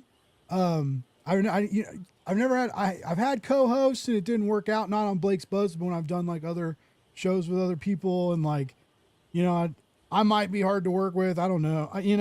There's lots of things that maybe some self-reflection I need to do, but anyways, long story short is it just Blake's Buzz feels lonely sometimes. It's just me all the time. And that's why I was very, very, very excited to be a part of the EXP. Over the last couple months, I've done a couple live selling shows with Kyle and I met a lot of the people at Comics Pro. And so it's just kind of I don't know, the idea of not having to do everything. I mean, you still got to do stuff and edit and plan and I still do all that, but just it's not just, it's just, it's a bigger community, that I'm stoked to be a part of. And so, yeah, I've long thought what you guys do is amazing. Dude, Matt, last year they did a 24-hour live stream for local comic shop day. And we sent in some interviews and stuff, with some of the stuff we were working on. And some people would send in pre-recorded stuff that they'd air in segments. But it was all promoting, even if we were talking about comics, they'd be why are retailers important and stuff, and so it's just very cool, what these people do to community. And speaking of community, I'm ignoring them because they're just people keep leaving they're comments. bringing up some really great stuff. I'm not paying it.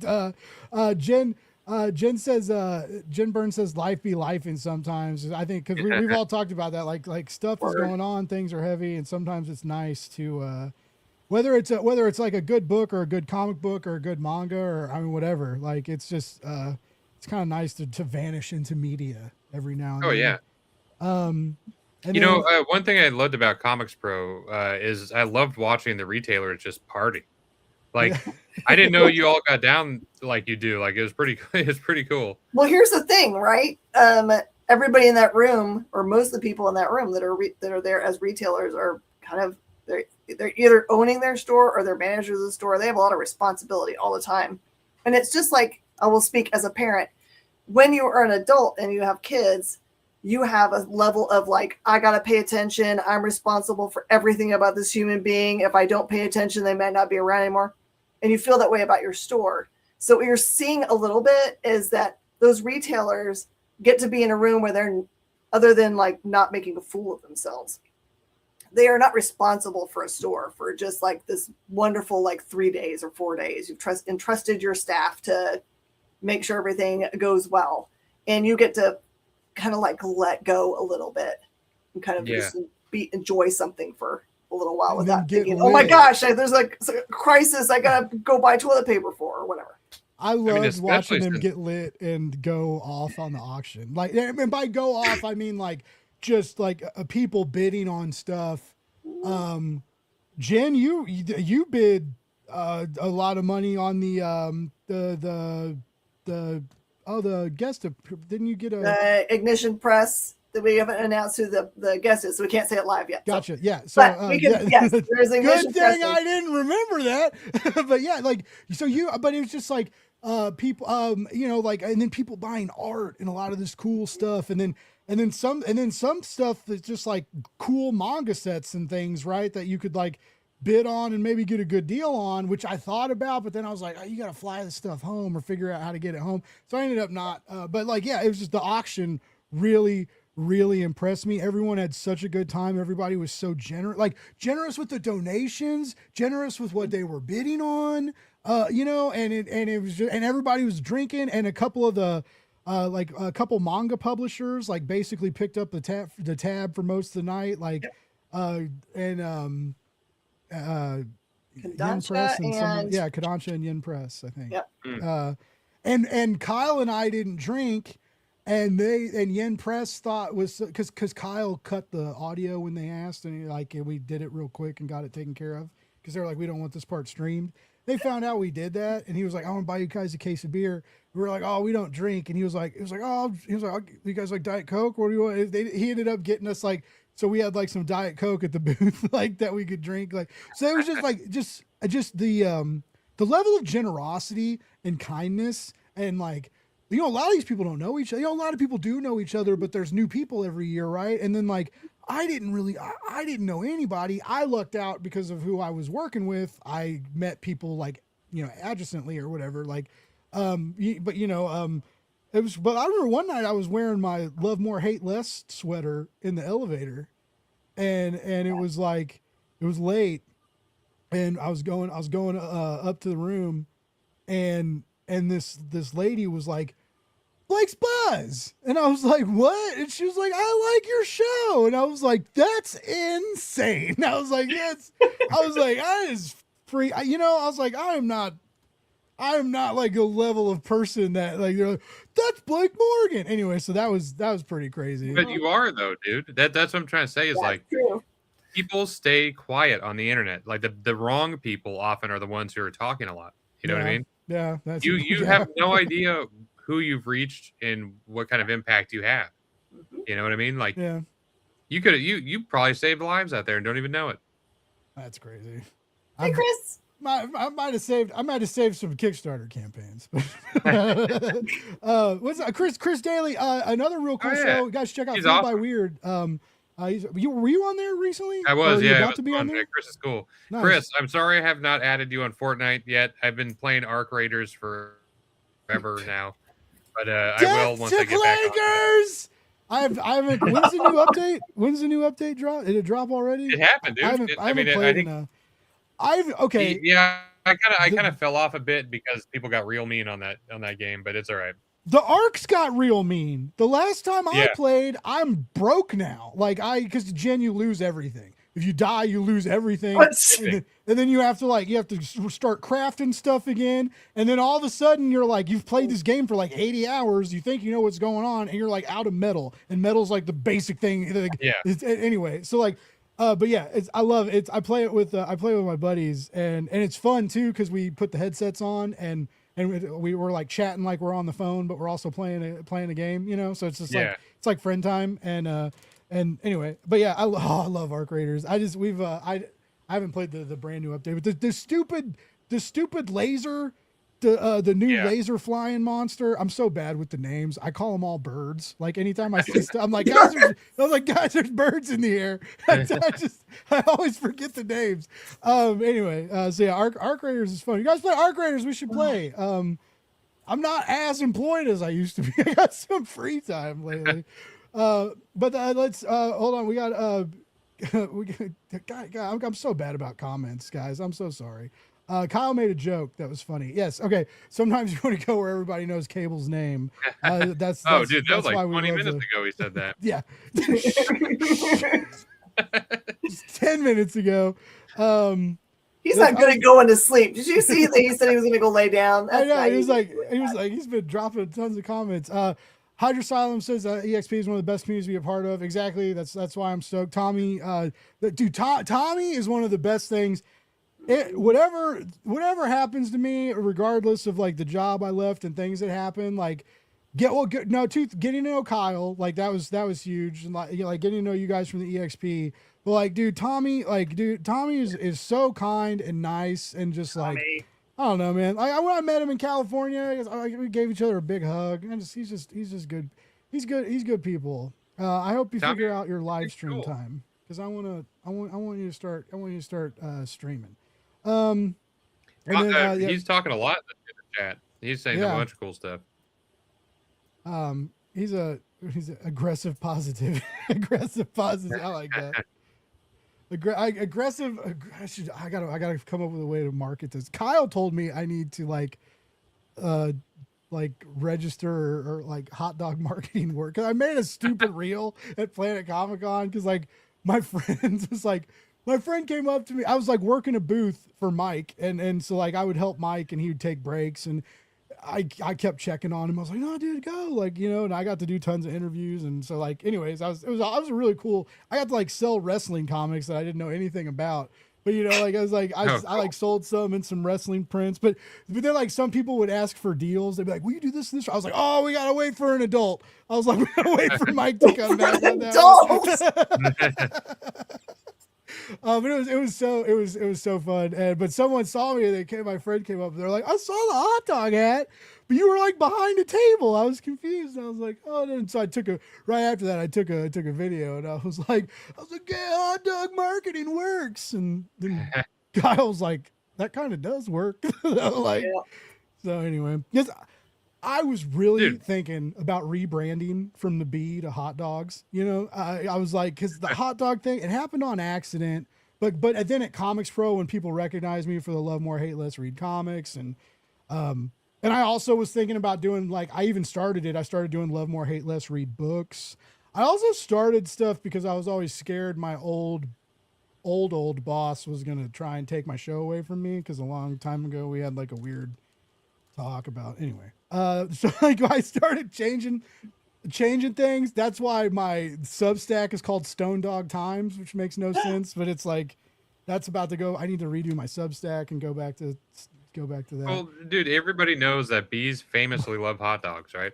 Yeah. Like I just, once things get settled, and cause I think things are going to be okay, but it's been a rough month, especially with my dad and family and stuff. Right. But, and like, I think I'm about to announce something really cool with Laguna Studios, which I've also worked at ever since I left Metal Ninja. Like I've worked with her, I've worked with Lori as long as I worked with Adam and stuff. And we're about to announce something really cool we're working on. And I also have to make the ad campaign for that. So, but like we have something, I don't even care. It's we're doing it already, but basically Laguna Studios and Blake's Buzz are going to partner to offer like a full Kickstarter suite from brainstorming to fulfillment. Laguna Studios is a fulfillment house and a publisher. They have a warehouse. So like we'll be, if you, I know not every fulfillment houses, not everybody can afford that. Like, right. So like, we know not every indie project's going to be into that, but that's going to be available if you're interested in it. Plus like, all the vendors we're connected with, like, like when we start, we can help you get pricing and quotes and all that. And we deal with printers all the time. People make stickers and all this anyway. But we are basically going to announce that, we're Kickstarter management provided by Blake's Buzz is going to provided by Blake's Buzz comics for Kickstarter, for whatever I'm calling it. My new little logo deal I made. But yeah, we're basically about to announce that. Of like, just a full Kickstarter deal and a full Kickstarter suite of services.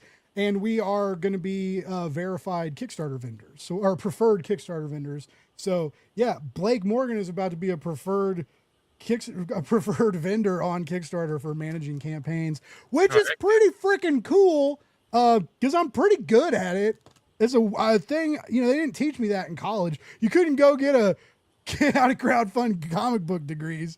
Right. But yeah, I don't know. I'm pretty good at it. And that sounds like an adult job, Like, That's awesome. Yeah. So yeah, that's gonna get, like I said, we're already doing it. We're just gonna like officially announce it and kind of be unified, and then like you'll be able to go to the Laguna Studios website and see the stuff, and hopefully, you know, I joke that my superpower is drinking the wrong people's Kool-Aid, but Lori Foster and Laguna Studios, they're it's a woman-run operation, right? It's a woman-run publishing house. You know, they focus on, you know, very, very diverse voices. Even their not safe for work titles are made by women, and there's like romance and story, and like they really get phenomenal art for these. That just recently blew my mind, doing their not safe for work comic. And it's like, wow, this is some of the prettiest comic art I've ever seen, and it's full blown smut. Like it's crazy. But anyways, it's just like they do a lot of stuff, and they just opened like an art school. Like at the front of their warehouse has like a real cool shop deal they got, and so lots of cool stuff is happening. They've been advertising it, like the 25th is when the grand opening happens, and so it's gonna be a lot of cool stuff, and so I'm really stoked to work with them, and I think this is all right. It feels right. You know, I'm gonna get to do like what I want to do, and really focus on campaigns. I'm gonna be able to focus on my show. I haven't got to focus on my own show in a really, really long time, chat. Like I've been doing other people's shows. I've been doing other people's magazines. I've been doing other people's everything. And so I'm finally gonna have time to like focus on, I'm saying like focus on me, but it's like focusing on Blake's Buzz and doing more with the community and doing more with the EXP. I'm just really excited. And I think we're making some smart moves. And 2 weeks ago, I thought I was making the dumbest moves I've ever done. Right. I just like, so coming off, like I've had a very weird 3-4 weeks. Right. So yes. I'm excited, and we're doing, you know, I'm excited, and I get to keep working with indie comics. Every time I keep thinking like, oh, gonna have to go get a real job. I know this is a real job, but like, you know, it's like I can't even imagine, like, what if I had to quit working remotely? Like, could you imagine like having to go somewhere? Like that freaks me out. Jen, I know you have a shop, so like that would be cool, but like that, just I've been working remote so long. Like just that kind of stress. I was like, whoa, no, what if I have to go somewhere? You know, like, uh-oh. So yeah. Oh my God, Tommy, you should have just joined the show, dude. Thank you. What if I become your co-host but drink a bunch of beer? All right, yeah, you just drink and I'll eat hot dogs. The EXP is gonna love this. Bring Tommy on. Send him a link. Send him a link right now. Let's close out with Tommy. Tommy, you want to hop on? I'll send you the link. Oh wait, that's a referral link. You want to sign up for StreamYard for dirty do for the dirty do. Yeah, for the dirty do dogs. Ooh man, I should figure out how to make. All right, Tommy, I'm gonna copy and send you a link.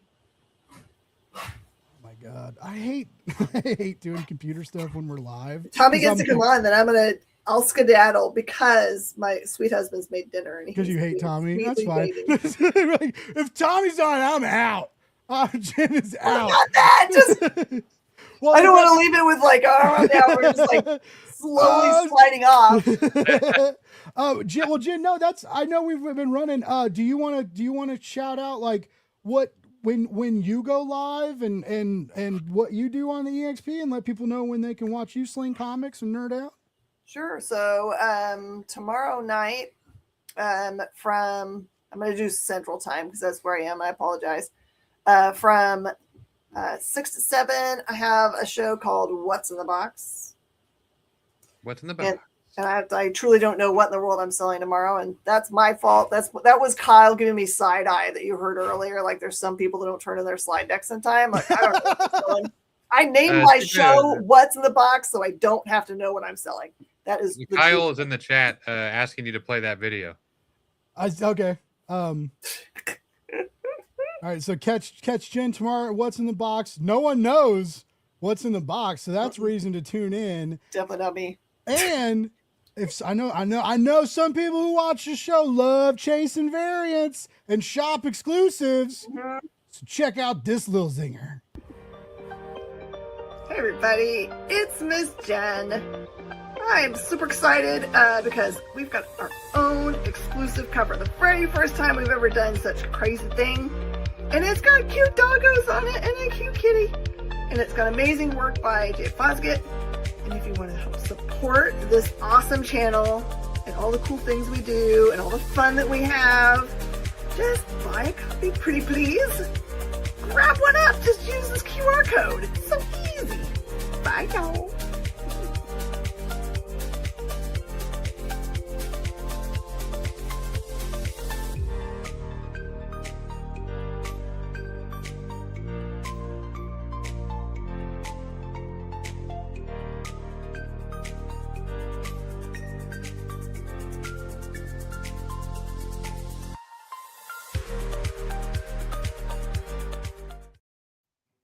Yeah. Oh, See what I mean? Dan's Kyle running picks good music. I was gonna say we should just do 40 minutes of that. Put that back on screen. And Just chill, just vibe. yeah.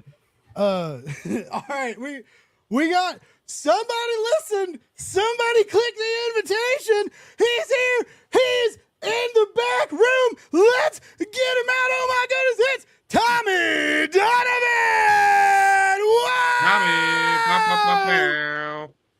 Hey guys, how you doing? I'm good. How are you doing? I'm good. What's up, dude? Welcome, hang- man. Are you hanging welcome from the to house, Blake's Tommy? Buzz. Well, it's good to be here. You damn right it is, Tommy. Yeah. You tell him. Yeah. You tell him. Sorry, Jen. I think that was the first time I cursed tonight. That was pretty good. No, it's Pretty a good for me. second. I've said terrible things on air, folks. I every now and then sometimes will I start telling old bar stories. Or one night, like Tony Gregory and I were like kind of all of a sudden ended in like just when it sucks to be a door guy stories, and it was just like I know people came to talk comics and I was like talking about getting punched in the face. You never know what's gonna happen. Tony's great, man. I love like Tony. Tony. Him and David Crispy. Oh, yeah. Crispino. I love those dudes. I miss them. I played Magic with that guy. Yeah, he loves cards. He's mean at it, man. He's like the nicest dude in the world, but then you play some Magic with him. He's a killer. It's crazy how Magic does that to people. Yeah. yeah. It makes me feel stupid because I can't figure it out. I played the app. I kind of know the rules. And then it's like, build a deck. And I'm like, I can't do this. I'm just like, this is absolutely impossible. Well, But I'm way better at building decks than I am at playing them. See, that doesn't even make sense.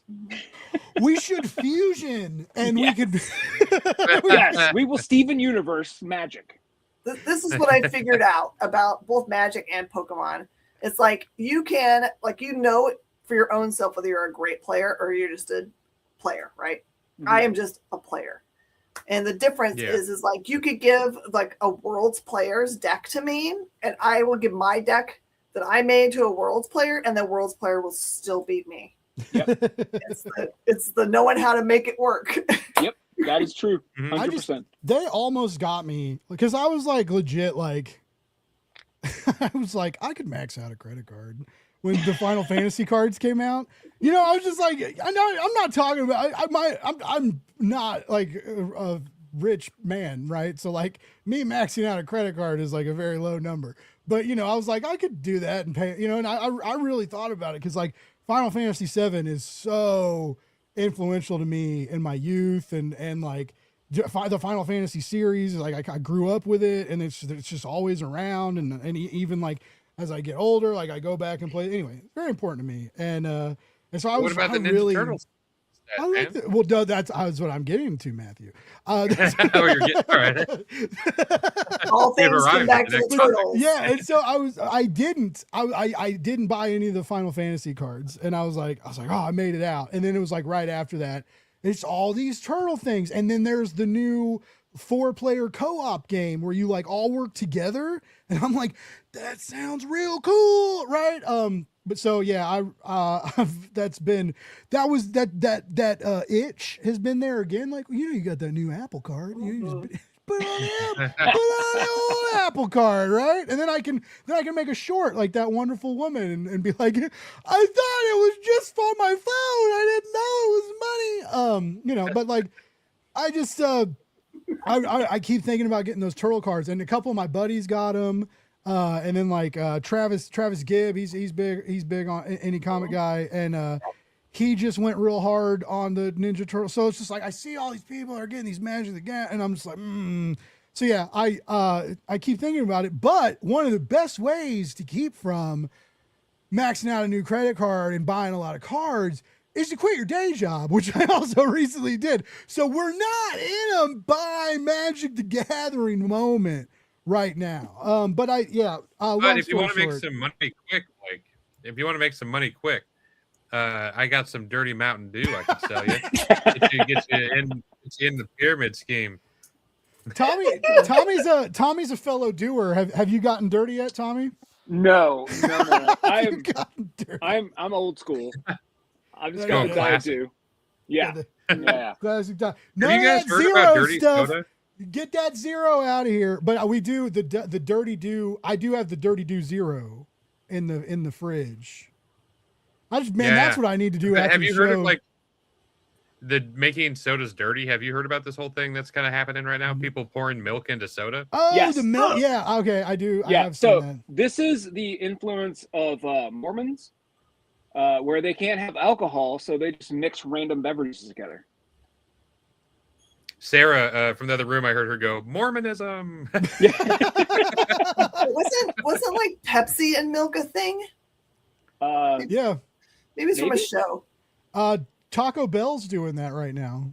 You can get taco cream in your. You can get any drink you want with some taco cream in it. No, I don't know I don't know where the cream comes from. I just know Taco Bell cream. I don't. They milk little tacos. They milk little tacos.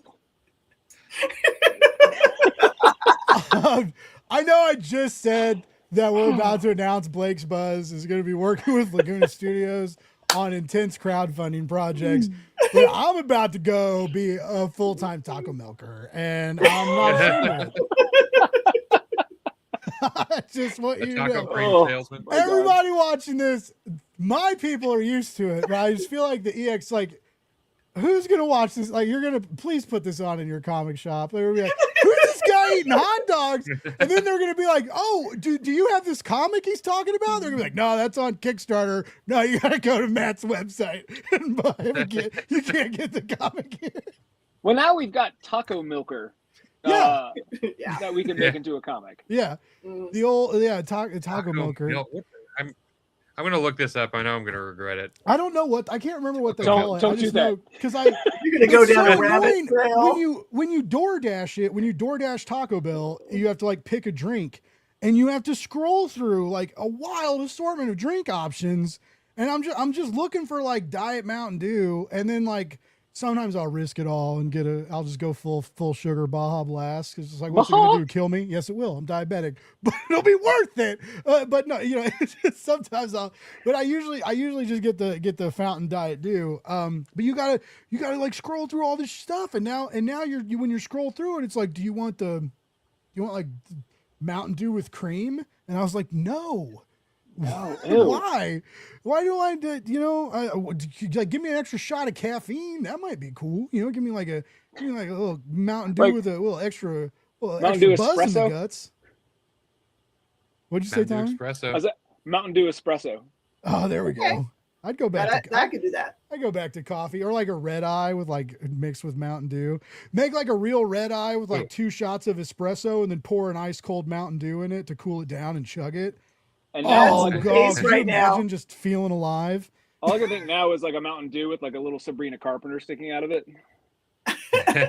I would take anything with a little Sabrina Carpenter sticking out of it. I'm sorry. It's a beautiful woman. Mountain Dew Baja Midnight Dirty Soda. You're right. Every single soda they have is you can get it dirty. Gonna get dirty. You can get it dirty. No, this is less Christina Aguilera and more Utah. Yeah. Oh, by the way, Kyle wrote the music in the chill music we were vibing to. Yeah. Oh, nice. I wish I Nice. was talented. I was just saying we should just have that playing for like 40 minutes while we just sit here and vibe to it. No lie. I It liked is it. so annoying because we'll use like open source music for stuff, and then like 5 years later, Facebook will notify us someone's trying to claim your music from Taiwan. So we have to like fight every strike for like any Yahoo that wants to say, "Oh, sounds like my music. I claim it." Wow. A buddy of mine who's an artist was doing like a live stream where he was doing art and he was playing a band in the background, and YouTube like struck it and was like, "You can't use this." It was his band. It was his own band. Yeah, it was his own band. I've used, so like I pay for Envato, right? And so like I've used subscription music that is licensed to users, like if you pay for it, and it's, I will, every now and then you'll get a copyright from like another country.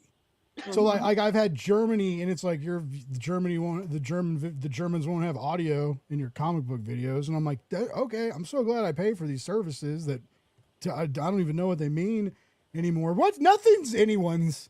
Does anybody knows? You don't own anything anymore. That's right. That's why we're going back to like old iPods and record players. Get off my lawn, kids. But Blake, as long as you make sure to cut and paste the I do not give permission to Meta for using any of my images, that makes it so it's legally blinding. They can't do it. Yeah, that's totally. You know what I keep getting ads for? You know, I never get comic book ads, really. I don't get a lot of I'm getting blown out with like my AI girlfriend boyfriend ads. Oh my God. And I'm like, I get it, okay? I get that I'm the fat guy eating hot dogs online, and I automatically go into the lonely category. I get it. I get that I don't have the best algorithm going for me, all right? But like the day that I have to talk to a fake person and fall in love, what if you fall in love? What happens then? We're all sycophants on the inside. Now. It is happening now, yeah. Yeah. It's crazy. And one of the advertisements, this is what's funny, it was an AI woman talking, right? So the ad is AI people just to begin with. And she's like, my AI boyfriend and I, and my husband doesn't know anything. And it's like, and she's even talking about like, and it's okay because my husband's busy and doesn't really talk to me. But now I have this AI boyfriend to talk to. And I was like, this is why we can't have nice things. You know, right? This is what is happening, right? We didn't get like the sexy robots of the future that we thought we might get, right? Those cost as much as a house, and you have to get a Tesla with them or something weird. And then all you get is a weird AI girlfriend or boyfriend that you can emotionally cheat on your spouse with, like. But these have existed for years. Japan and Korea have had like dating sims for a long time. Yeah. So like this is just the next level of that, which is weirder. Yeah. And, anyway, I signed up for the website. Blake, that's a good setup. And, environmentally devastating. Right? Yeah. Like I hate water. So like I'm currently in a throuple with 2 AI people. And I like to think that every steamy encounter we have puts a neighborhood out of bathwater. Look, and that makes it hotter. I'm sorry. Like I feel powerful. I feel wanted. No, it's so stupid. And I'm overloaded with the ads for them. And I'm verbal about like, I don't like AI. I don't want AI around. Like I block AI accounts. I've literally tried to show people sometimes like why something is AI. Be like, look, I hate sharing this, but this is AI. You can hear it in their voice. You know, you can see, and now they're doing the new thing where they're lowering the resolution so you can't see like that the words aren't real words, and you can't see facial expressions anymore, which is also like a red flag. Cause like who in 2026 is using an iPhone from 1997? Okay. So like, you know, it's like, we all have high definition cameras in our pockets at most times. So anyway, I try and educate people about that. So like, even when my phone does spy on me and hear me talk about AI, it knows I'm not like, man, I wish I had an AI girl. I just probably screwed it up just saying that, but you know, like, it's like, I don't. Anyway, I'm tired. I really don't want these ads anymore. And you know what? I don't want the ads anymore. And part of me is like, man, I wish I could do a free trial just to see, right? You know, it's just like I've been on so many lame dates, right? I did the apps for a long time. I can't do it anymore. It messed with my self-esteem, and it kind of broke me. And it was just like, you know, it would just be. But I also like I think that could really. I think a man or woman or whatever you identify with, I think anybody talking to a thing that is just like everything you say is a great idea and the best thing ever, I think that's dangerous, right? Like, I think anybody could be intoxicated by that, and that could very much like change how you react to real people. That like, All right, let me give you a pitch, Blake. Okay. Spend all of your time hanging out in comic shops. I performed 2 weddings. I met my fiance on Free Comic Book Day in my shop. I'm just saying, man, like, comic shops are where you find your soulmate. Well, I thought you were trying to get me to spend money. Nope. No money. Just go hang out in your comic shop. Shut your mouth, walk into a comic book shop, and support indie comics. Nope. How about I'm that? just saying, man, that's where you find the people who think like you think and who want to enjoy things that you enjoy. Yeah. By the way, unknown, and I just recently found this out about magic cards, like the weird artist drops of them. Bob Ross magic cards, because I remember a while back, I did also. Layers. Yeah, the layers. I almost bought the Junji Ito ones because I'm really into Junji Ito. And, they're really cool. They were real cool, and I was like, I don't even know what I would do. But then I, like a lot of things, I went to the website and looked at the price, and I said, wow, those are cool, but not for Blake. Same thing happened recently. I've only bought one. Oh, really? What'd you get? I got it was a coin flip. It was during the pandemic. It was like during lockdown. So we had gotten those checks. I was like, you know what? I'm gonna spend $100 on this. And it was Alexis Zirrit did the artwork for the coin flip. Remember it those. was super cool. I was like, I gotta get this. He was selling the originals on his Instagram, and that was I was like, I wonder how much that is. No, I can't do that. I love his art. There are 2 you should look for. Jim Woodrig did one, and oh my god, I just forgot her name. Huge cover artist. She does a lot of something skilling with children. Jenny Frizen did one a few years ago. Yeah, those are the 2 that I think. For the turtle one, Stan Sakai did Usagi Yojimbo sticker drop. Yes, it's awesome. I didn't see those. Yeah, they're really cool. I keep looking at the new NECA turtle figures, the Stan Sakai branded styled the 4 turtles, and then the Usagi in the samurai armor. It is the coolest set of action figures I think I have ever seen in my life. Damn them. Damn you, NECA. You did that. You like waited till I quit my job. You were like, oh, he's going to love this. Like right after, like, look, these amazing things you can find at Target. Oh man. I was like, they're doing all these new Power Ranger toys. Oh, it's terrible. All right. And well, oh, sorry. Go ahead. No, I was saying, here's the upside, Blake. Stan Sakai is possibly the nicest man in comics. He is action figures? So gracious and so kind. Every time I've talked to him, it has been a wonderful experience. So any amount of money I can give that man. Show and tell. Nice. Oh, it's signed and Sked Remar. Oh, you win. He came to Portland a couple years ago. That's so cool. Awesome. I tried to get that figure because that figure came out a few years ago, and I tried to get it, and it sold out very, very quickly.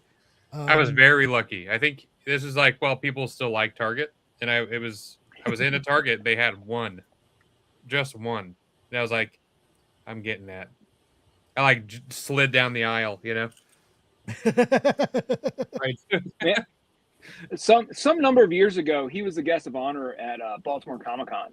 And Baltimore does a yearbook every year where whoever the guest of honor, they have a bunch of artists do versions of the character that they're famous for. And so, like, I went to Stan that year, and I was like, hey, would you sign this? And he was like, just sign it. And he drew a whole Usagi. Oh, my word. Yeah. That's a cool book. So they do it every year? Yeah, every year. Every year, Baltimore does a yearbook The two that I got that I was super hyped for was that one and the Terry Moore. Oh, Oh, I like the Dave Peterson one. Oh yeah, that one's really cool too. you know who else wow, surprised that's me? super cool. Phil Hester sketches, like if you bring a hardcover to Phil Hester, he sketches a hardcover.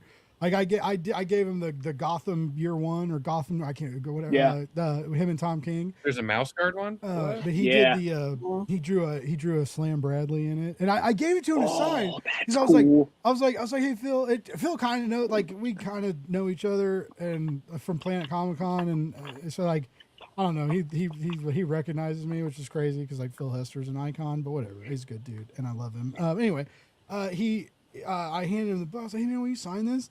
And I was like, what are you? And I'm like watching him, and he's like, I'm noticing. And he's like, no, that's not a signature. And I was like, what are you doing? You're drawing in it? I was like, I can't. I was like, what? And he was like, no, you're good, dude. And I was like, what? And he told me he's like all the hardcovers, and also he and Andy Parks did Green Arrows in my Absolute Green Arrow Kevin Smith deal. Nice. So I have Terry like- Moore does the same. If you bring him a hardcover, he will sketch in it. Nice. I have the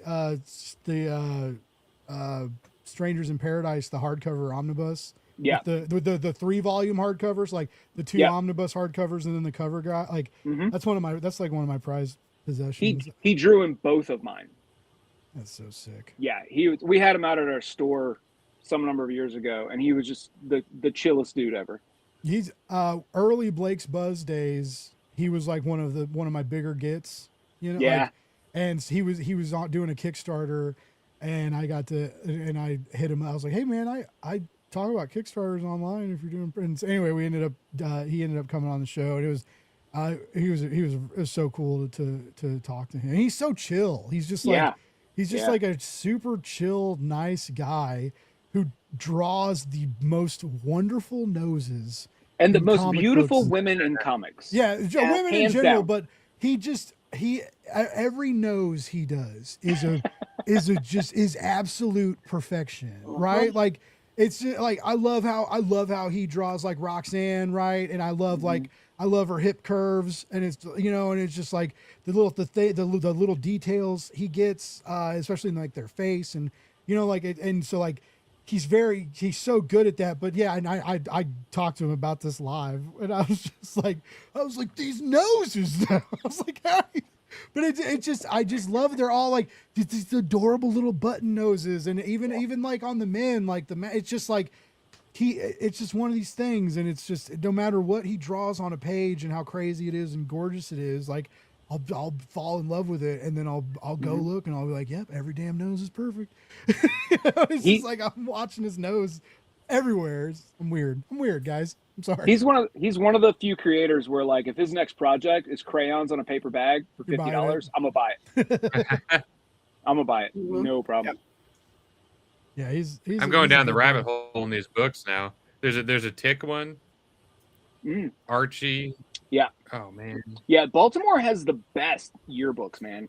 Yeah, they do. And like I have a piece of original art from one of the auctions, but I don't know where it is right now.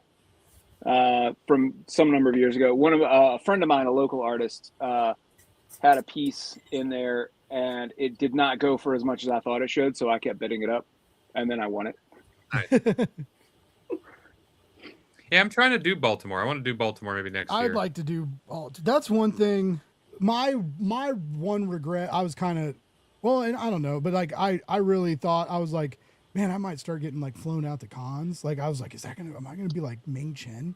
Can we all crash at Torma's house? Is the question. Oh, yeah. Yeah, why not? He's got arcade machines.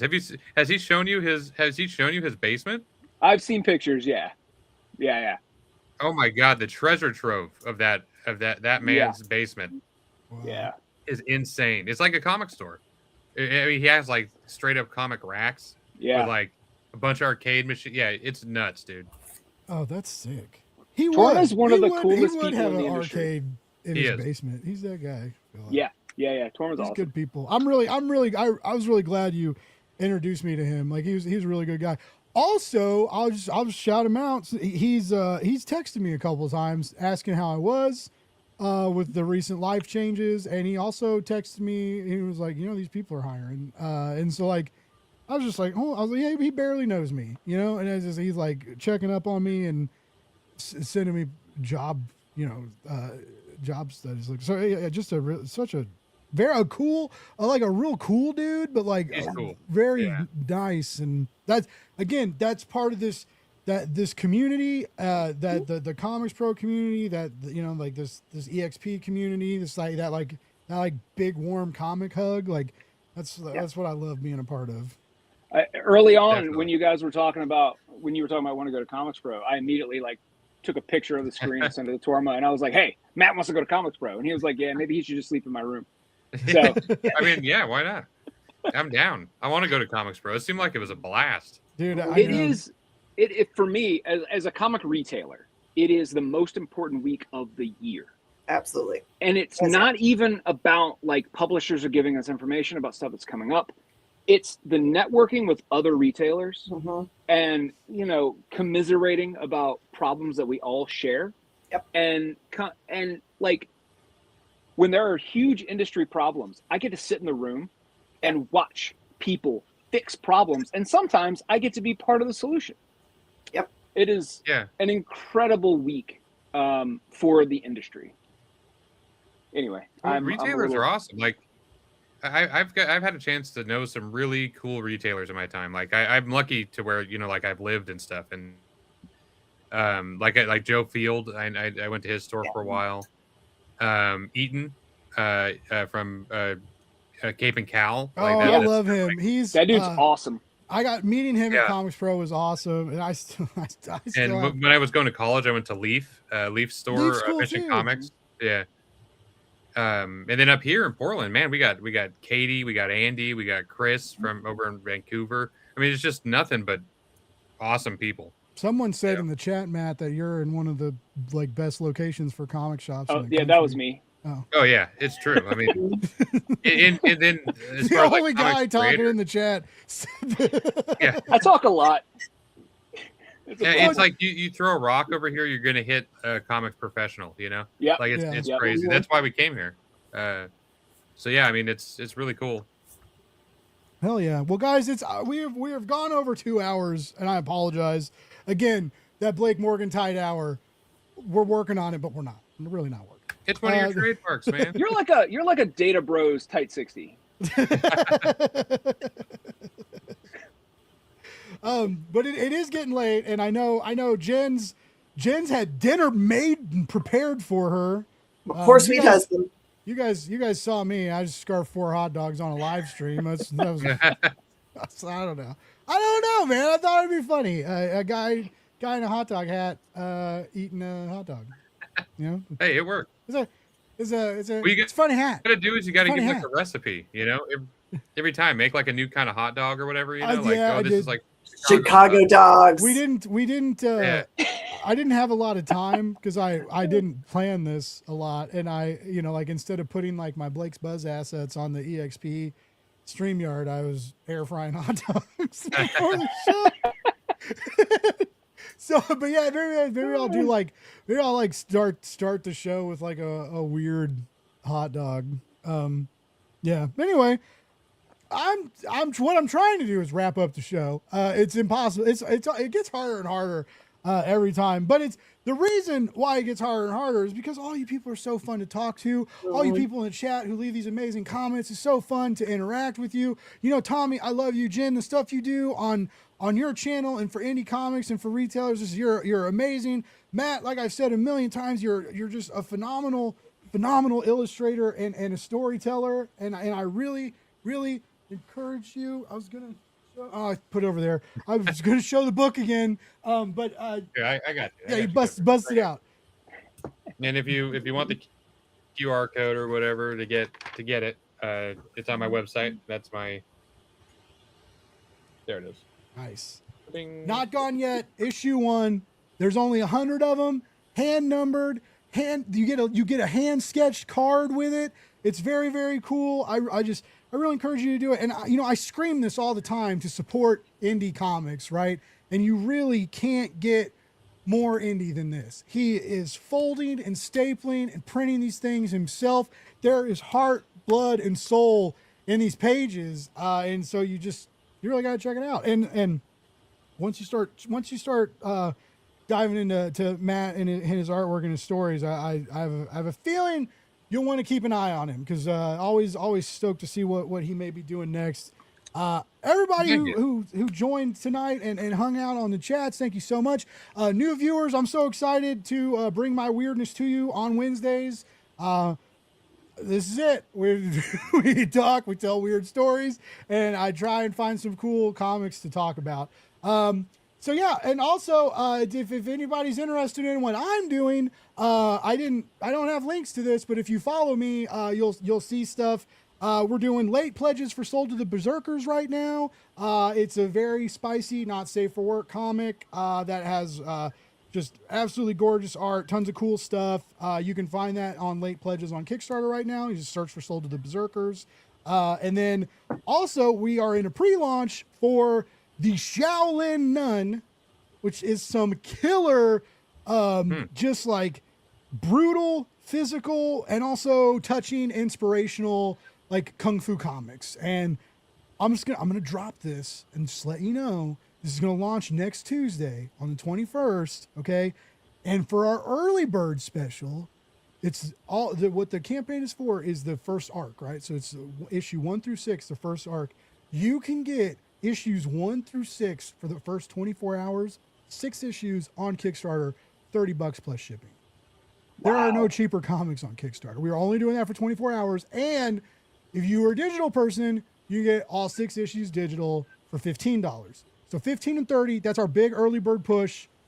It's a great way to hop on a cool indie comic book series with a female protagonist, with a lot of just feminine rage and agency, right? It's a cool book, and I'm very, very stoked to help bring that to Kickstarter. We're doing that with Laguna Studios.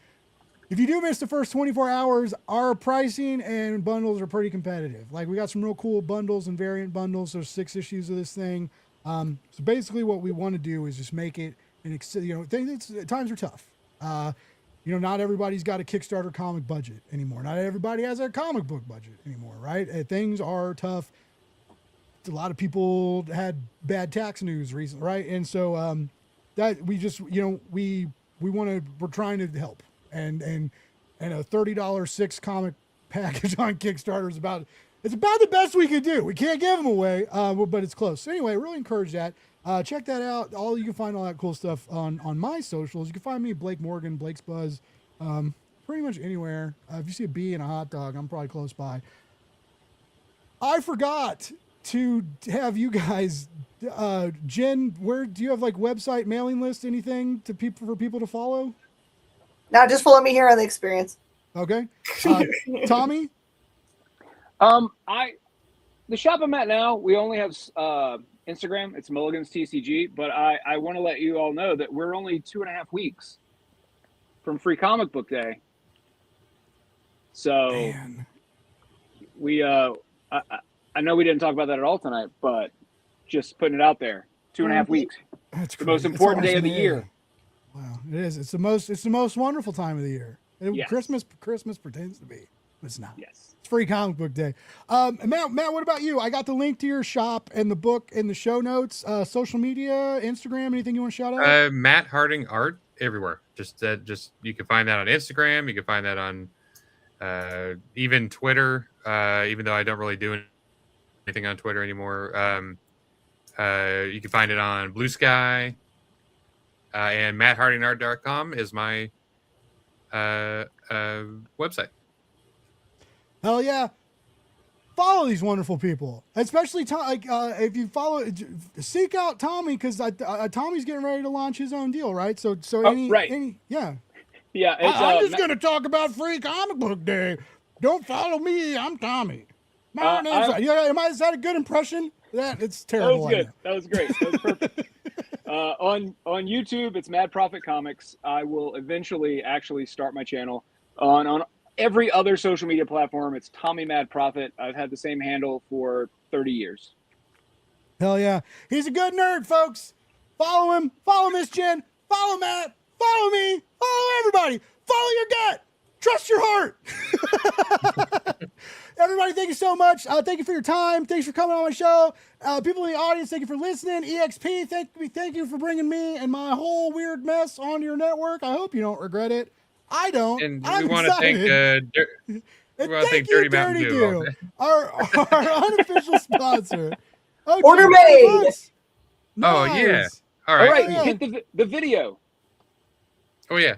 Oh yeah, do we The need to vi- watch it again? We can watch it. Back one No, time. no. This is a different video. I know what this video is about. What video? It's about 10 bins. We watched that. We watched the 10 bins. Did we? Yeah, we Yeah, we played did. it while you were coming on. Oh. Yeah. Oh, I see. All right, I missed it.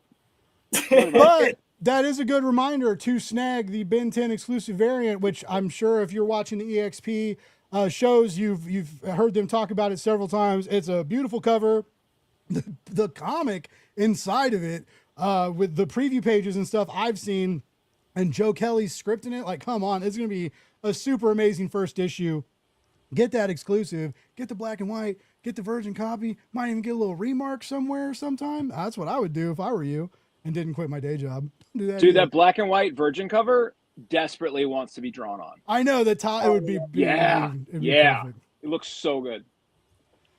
All right, everybody. Thanks again. Always remember, love more, hate less, read comics, love yourself, love your neighbors, unless your neighbors suck. You know, whatever. But try and love your neighbors.